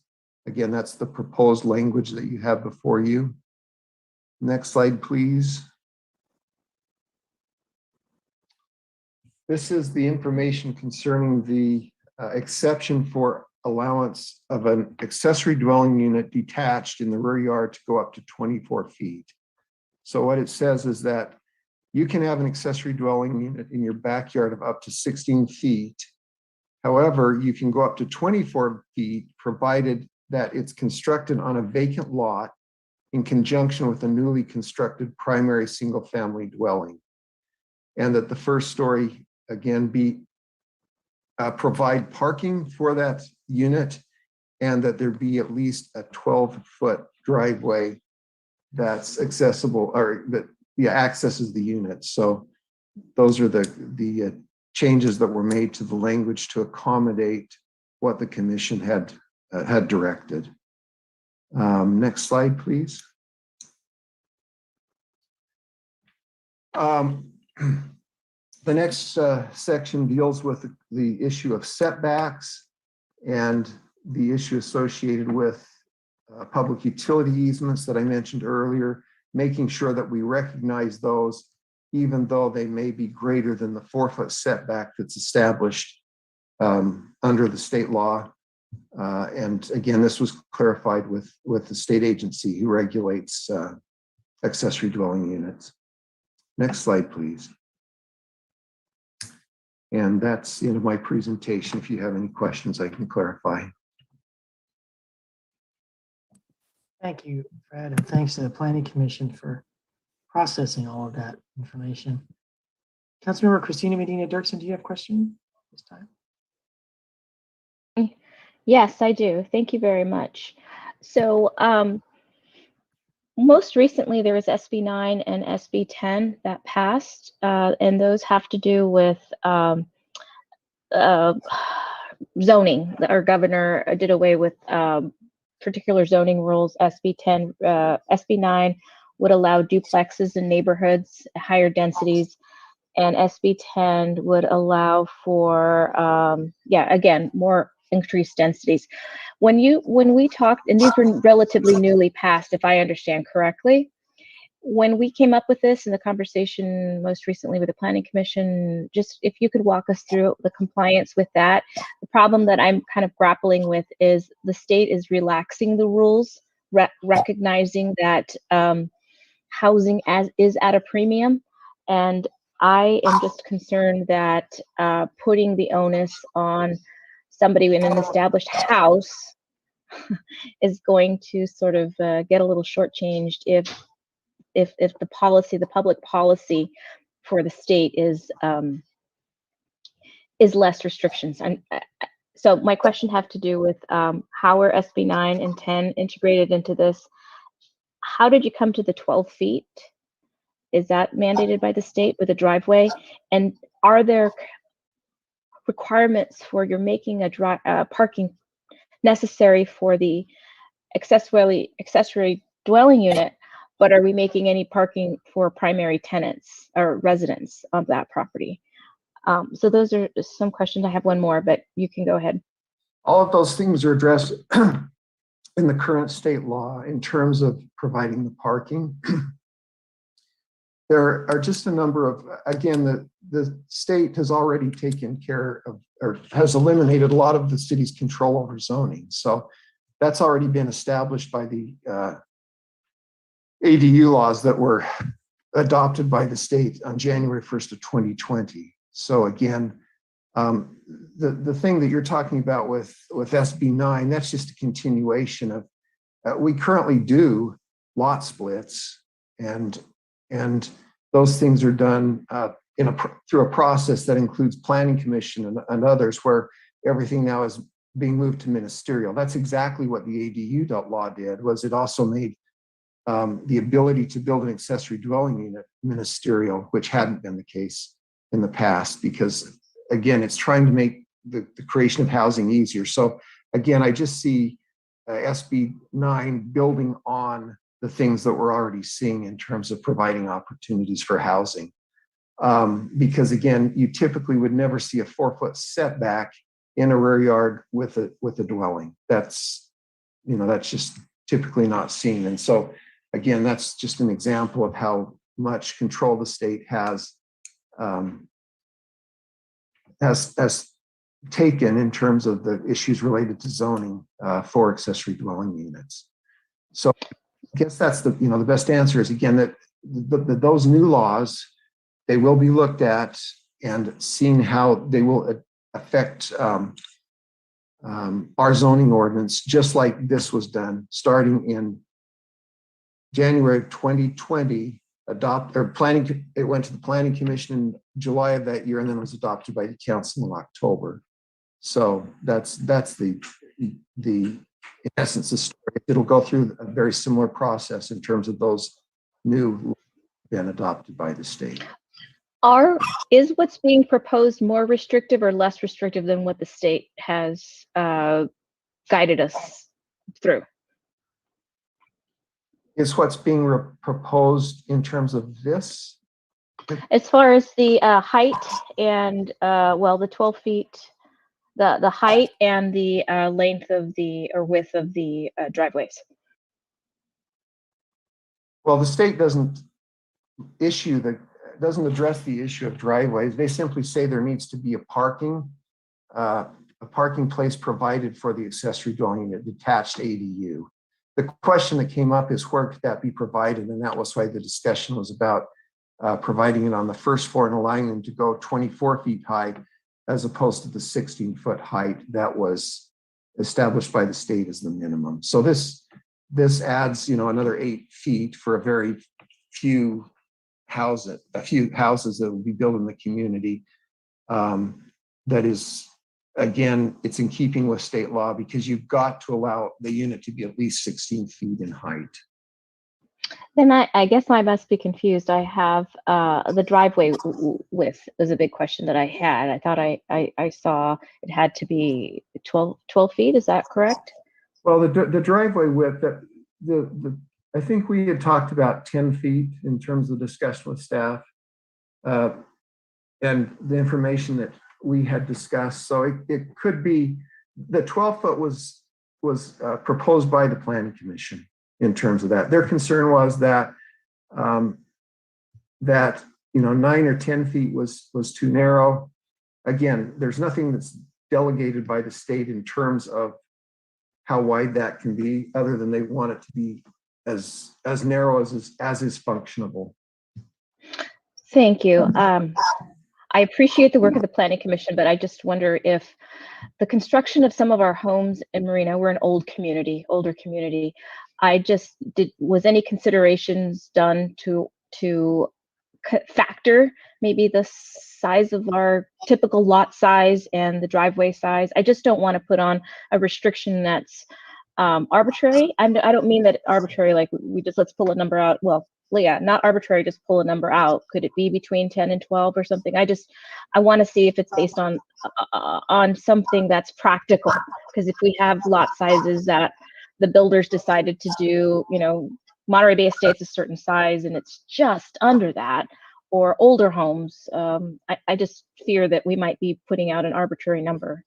So if it can't be done with older homes, that's the difference. It's got to be done on an existing vacant lot with new construction of the single family home. The ADU has to be built in connection with that new home. And so again, they should be able to plan that driveway width in terms of because it is brand new. I mean, the reality was that's one of the questions we discussed was within the city of Marina, most of the houses are set back 6 feet on either side. That was the zoning standard. And so again, there's no way you could have gotten a car in the rear yard. And so, we didn't have GIS to do an analysis of how many yards were inadequately sized to have a driveway of, say, even 9 or 10 feet. But as we started to look at maps and that, we could see that the vast majority of homes in Marina could never have the 24-foot where you had the parking underneath it and the units above it, because those side yards are just so narrow that they wouldn't allow for the driveway. But Well, that's why they've made the requirement that it only be done in connection with new construction. okay, so I'm thinking of existing construction, and in my mind, my head went to a garage that provided parking, and then upstairs from the garage, which there's that occurs in Marina. So that's where my head went on existing. Yeah. You have a no, question, Christina? it doesn't allow for that. That it's got to be a brand new, building a brand new house in connection with the brand new ADU. I think that's it. All right, let's go to Councilmember Burnett and then Mayor Pro Tem Kathy Biala. Thank you, Mr. Mayor. Fred, I'm just wondering, at the time of construction, there's an empty lot and the builder comes in with plans intending to have an ADU. I forget, when they designate which building is the primary, it has to be of a larger size, right? They can't designate the smaller as a primary and then designate the larger as a primary, right? I believe that's the way the wording is established. Is you can identify one as the primary structure. But it has to be the larger structure, right? I believe that's the case. Okay, could I get some clarification on that? It doesn't have to be tonight, but someone get back to me on that. Well, I can look it up and get it to you tonight. Okay, tomorrow is soon enough. It's just a Okay. question in my mind. That's all. Yeah. All right, thank you both. Let's go to Councilmember Biala. Mayor, I don't have any questions. I'll wait until other folks. I just have some comments. Okay, let's go to the public hearing then. Anyone in the public wishing to speak during this public hearing, you have up to 4 minutes.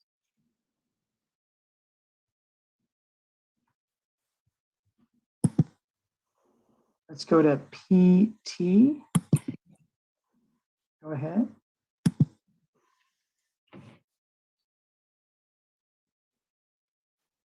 Hi, can you hear me? Yes, we can hear you. Hi. Hi, my name is Peter Taramina, and actually I'm the applicant on this text amendment. And about a year ago, I had interceded with the second reading of the ADU ordinance because I saw a little flaw there. That little history, I've built about 22 of these structures in conjunction with infill subdivisions I've developed, and I've put in about 22 of these ADUs, and all of them have been over a garage. And I did that because I wanted to preserve the on-site parking option, covered parking on what becomes a relatively impacted site when you do these added dwelling units. In fact, I still own a few of these sites, and even with the garages preserved, parking is a challenge. And with SB 9, you mentioned, I think it's even more imperative that we allow this kind of exception. When you add tenants to a traditional residential lot, things get crowded, garages become precious. I think it's a good idea in all cases. The ADU over the garage, it's an eloquent solution. It's been done, like I said, I've done it several places in town. It's currently University Villages has several of these. Again, it's a important component when you start adding ADUs and junior ADUs. The way the state reads it, you can basically eliminate the garage if you're close enough to a transit center, but I don't think that really works on the ground. So that's why I interceded and said I'd like to allow for an added height, because the current 16-foot restriction in the current ordinance would preclude you from doing this. At that time, back in October, the board sounded like, council sounded like they received the idea well. They asked us to go back to planning to make the amendment. It's taken us a year to get through that process, but we're back with basically an ordinance that says, yes, you can exceed the height limit if you build an ADU over a garage. And obviously you need a way to drive to that. So that was the width. And 12 foot's about right, I think, especially if you're talking about just new lots where you have room to space plan. So I think it's a good idea, and I hope council will approve the ordinance as written. Thank you. Thank you, Peter. Anyone else wishing to comment on this matter?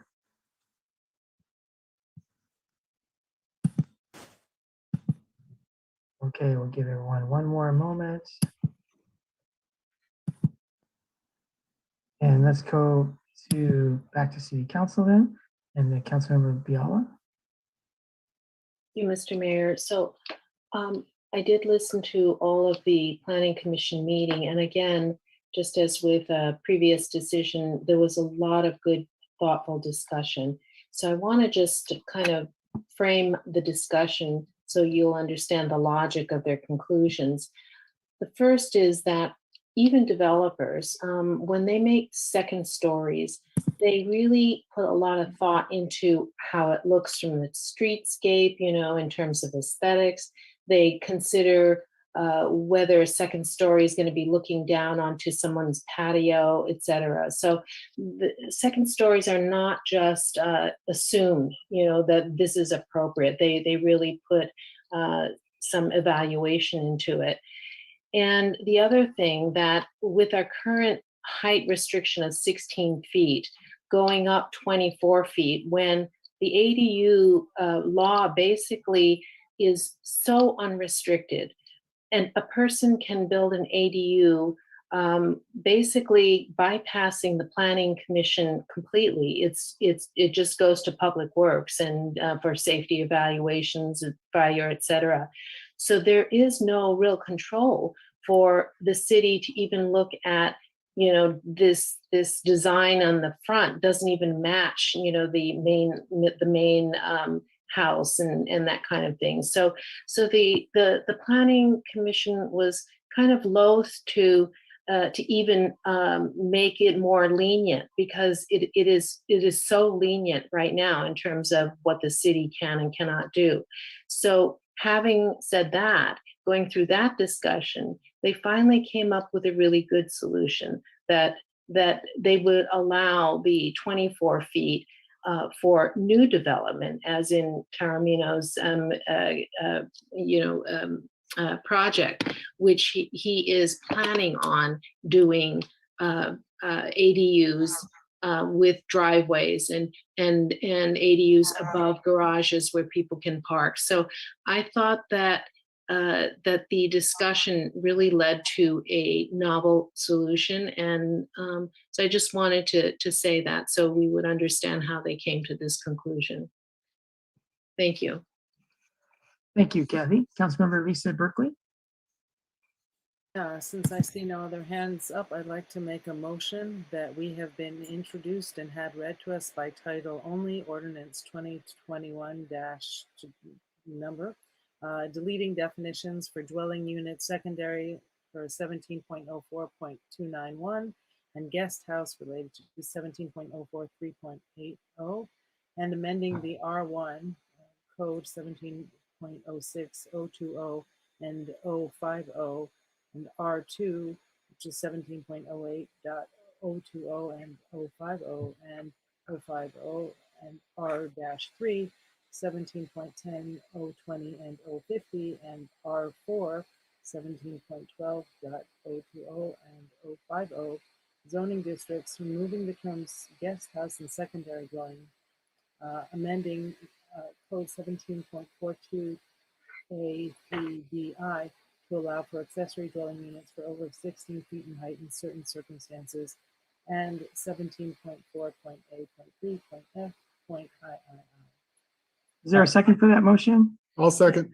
May I make a comment, Mr. Mayor? I think the ordinance before you needs one small addition on page 11 to be consistent with the section in your staff report on page 6 that shows the language that in red that was proposed to be added. In section 10, the third line from the bottom where it speaks to dwelling located on the same lot, comma, and the first story of the structure. Between the words the and structure should be inserted the words accessory dwelling unit structure. And that would be consistent with the changes that are shown on page 6, where the letters ADU are inserted in that spot. And I'm bringing this to your attention because once the council approves an ordinance tonight, if that's in case what we're going to do for first reading, there can't be any substantive changes made between first and second readings. Okay, so the motion includes those amendments per city attorney and clarification. Thank you. And I'll just make sure that Mr. Aguilar is okay with that as well. But I think Does the second hold? Yes. Okay. Fred, do you have any input? No, that's absolutely correct. Thank you, Fred. Can we have a on roll that, call we say vote, please? I have a question. Yes, Christian. In the signature, Fred Agater, was he the director at the time, or was he when it was passed on the 12th day of August? What was your retirement date, Fred? September the 10th. Okay, that's my question. The signature of the staff report? Yes. Yeah. I think the staff report was prepared for this item was on your agenda in the previous meeting. Right. You have a roll call vote, please, Anita? Marina Dirksen, Yes. Councilmember Burnett, Yes. Councilmember Berkeley, Yes. Mayor Pro Tem Biala, Yes. Mayor Delgado. Yes. Thank you. That motion passed unanimously. Thank you, Fred, to your whole department. Thank you. Not to very many people in the department, but thank you to everyone that worked on it and to the planning commission. And good questions and comments by everyone tonight. Good to way see to you, Fred. go. Congratulations, Fred, on your official retirement now. Thanks. Have a good evening. Thank Good night, you. everyone. Jim Lane, that you needed us to cover? Yeah, so just wanted to give an update on AB 361, which the governor issued an executive order that was kind of essentially updating procedures governing our local legislative meetings. And that order goes into effect October 1st, 2021. And it extends the flexibility of local governments to continue to hold our meetings electronically, providing that we meet certain statutory requirements. One of those statutory requirements is the state has not rescinded its emergency order, and we have, along with that, we have not rescinded our local emergency order. That's still in effect, and so that's one requirement. And then the other requirement has to deal with social distancing, and as and our Bob Rathy has helped us with this, and the county still, their county health officer still has a directive that we are recommended to continue to maximize our social distancing. And so right now our council chambers hasn't been remodeled and to allow us to do the social distancing, not only for the council and city staff, but also for the public. And so in reviewing that with Bob Rath, he feels that we meet those statutory requirements. And so we're able to continue to hold our council meetings electronically. That doesn't mean that we're going to continue to do this indefinitely. And I think in the future, we definitely are going to want to talk with the council about getting our transition into coming back and holding our local meetings. Part of that is going to be the discussion on, and we're talking about in the budget of our allocating funds to improve our council chambers a little bit so we can maximize the social distancing. The order also gives the flexibility for hybrid meetings to continue, and that certainly is one option. We don't have to. We could come back if the council so directed. We could say, okay, we're going to come back and just do local meetings right now, and we don't have to do them electronically. Again, we have some problems with the social distancing, and so that's why we think we're best to continue with our Zoom meetings. If we do start meeting live again, we'll need to look at some things if we want to do a hybrid format. As we've talked to the other local jurisdictions that are doing these hybrid formats, and I think a lot of them are, not all of them, but the one piece of feedback we're getting is you need to have a dedicated IT person there to handle that, because they're all having challenges on that electronic end of having a live meeting and integrating the Zoom part of that live meeting. And so we're going to continue to work on those things, but right now we meet those statutory requirements, and so we can continue to hold our meetings electronically. After our budget meeting at our next council meeting, I think we'll get some direction on maybe funds if you want to start improving our council chambers to where we can social distance a little bit better. And then if the council wants, we can schedule this for future agenda item to have a discussion on maybe the timing for going back to our local meetings and perhaps having hybrid meetings and what we're going to need to do to be able to accommodate that. Police Chief Tina Nieto, did you have input? I know your hand has been up a while. Thank you for being patient. Yeah, Mr. Mayor, thank you. I just wanted to make a correction on an earlier comment about the red light. I said they were illegal. I must be tired. I was talking about the speed cameras. Red light cameras are legal in the state of California, but we don't have them in the city of Marina. So I was tired, and then after I said it, I realized what I had said. The other thing is I did get some information while we were going through the rest of the meeting regarding the left turn in front of the school. And that sign was placed by the school, and so we can't legally enforce it because it's private property and they don't have the legal right just to put up signs like that. So, but we can take a look at it if a sign should be up legally. But then we'd have to come back and talk to people about that and do it the legal way. So I just want to put that information. Again, though, I want to just let the public know if you have traffic issues that you think are a problem, just email us and we'll take a look at it and try to get some extra enforcement out there. Thank you, Mr. Mayor. All right, thank you. So if no council member objects, we'll just let comments and questions flow on the city manager's reported item, starting with Councilmember Burnett. Thank you, Mr. Mayor. I just wanted to get some clarification from the city manager. I don't believe, and I know this is going to be controversial, although why it is, I don't understand it. Can we have some kind of mask requirement or vaccination status requirement? And then finally, what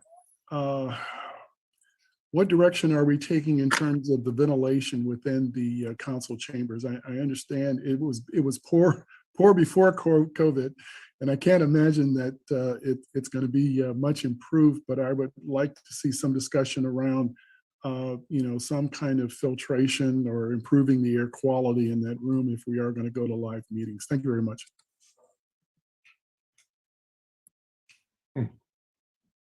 Andy, did you want to answer that, or Brian?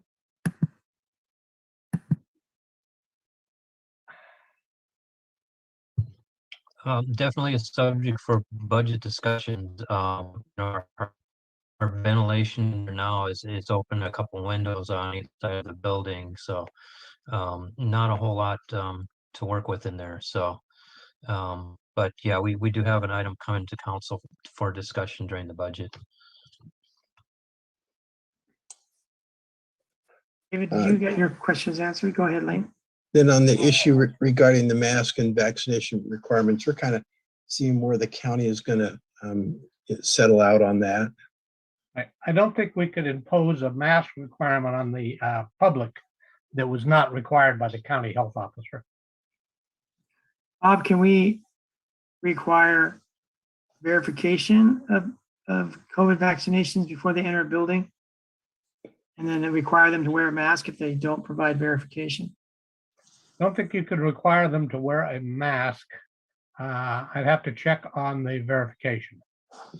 In other words, unless the county health officer requires that, which the county is not, that's my understanding. Okay, the reason I asked that is because in federal buildings, they are requiring vaccination or masks.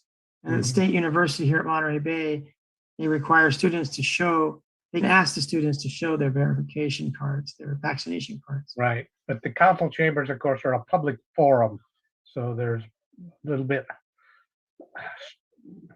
it's a little different in that context, I think. Okay, let's go to Mayor Pro Tem Biala and then Christina Medina Dirksen.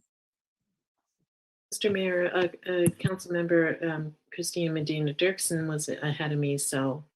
Try to mix it up, so if someone's been talking more than others, if you've not been talking, anyway, sure, you have the floor, Kathy.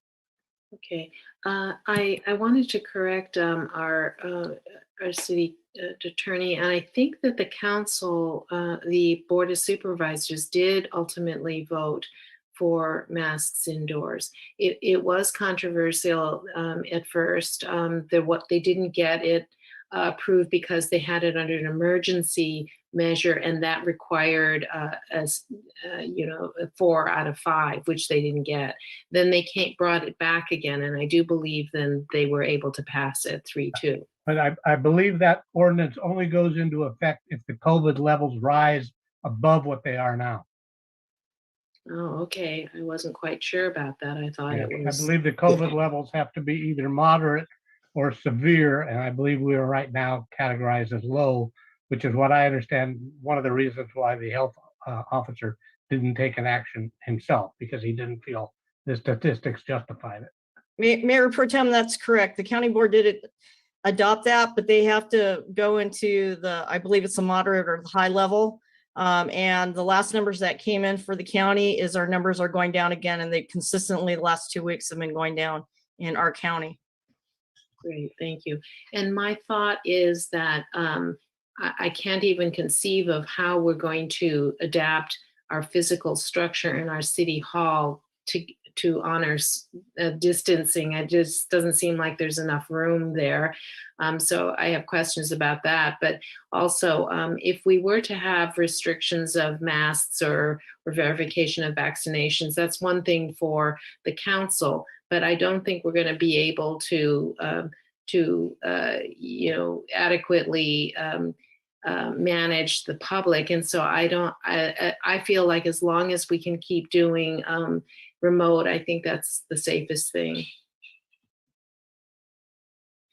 Just my comment. And the statute would allow you to do that. Right now, we are doing it because the local health officer has recommended social distancing. That's in a memo that is available on the Monterey County Department of Health website. It links to an advisory for businesses. If that memo is withdrawn or changes, then the council would itself have to make a finding by resolution that that meeting in person, and you could say because of the configuration of the council chambers or other requirements, would constitute a present imminent risk to the health or safety of the attendees. So you could, right now we're doing it because the health officer is still imposing a recommendation for social distancing. Posing may be a little strong with a recommendation, but making that recommendation. You could do it on your own initiative if you were to determine an imminent threat to health by meeting in person. Thank you. Councilmember Medina Dirksen. Thank you. My question has to do with whether the rule applies to and or what is the status of our commissions. Other cities have had their commissions meeting, and I frame this because as budgets come up, we have the rec commission that has yet to meet, and many items in our budget that may impact them, impact recreation. So how does this rule impact committees / commissions meeting? And can they, city manager? We could certainly look at getting some of those commissions up and going again. It would be Zoom. I think it's going to relate to staffing now, and if our staff have the ability and the time to do that, I think that's something we can definitely talk to the council about. And if you're interested, is to get those commissions and boards up going again, and if we can do that, I think we can definitely do that. So this rule from the governor, does it relate to the commissions, or the commissions are autonomous under us? We can. Yeah, those are our decision. Thank you. All right, so Lane, are you answering that question that you're going to bring it to council?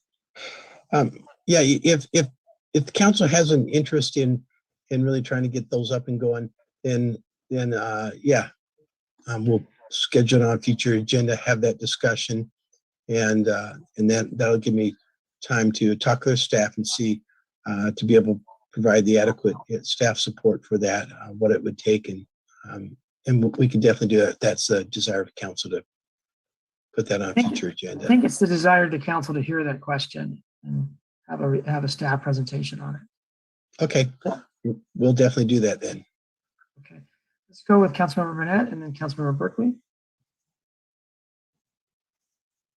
Is it possible to have a survey asking the question, should we, resume council meetings?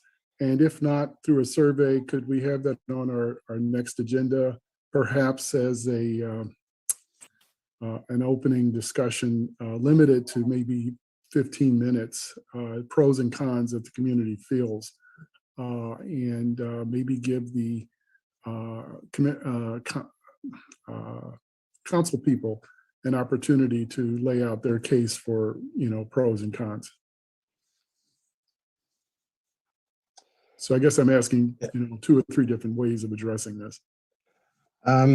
Yeah, so probably at the same time we have the discussion about the boards and commissions, we could just have the overall discussion about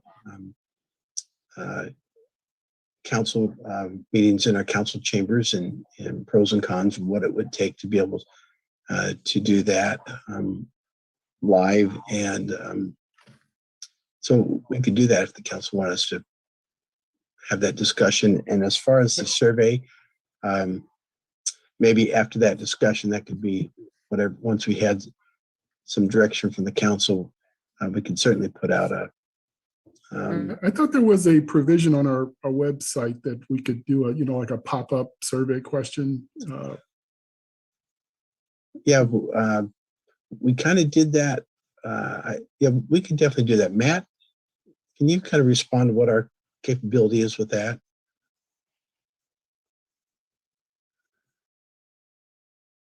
Yeah, we do have some very not so great features on our website currently because we don't pay for those modules.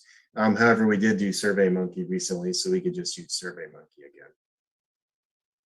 Might be a better tool. Thank you. This matter will come back to you again because I believe no later than every 30 days, there'll need to be a resolution to continue these remote meetings, whether they are conducted under whichever provision of the statute allows them at that time. So you will have time to consider this. All right, thank you. Councilmember Berkeley. Yeah, thank you. And then the other question that I haven't heard yet addressed is for staff or anybody who is not vaccinated and is not comfortable wearing a mask. How would those concerns be addressed as well? So let's just include that in the conversation. Thank you. Okay, thank you. Any more, Lane, that you'd like to say on this matter before we close the issue? No, I think this was great discussion, great feedback.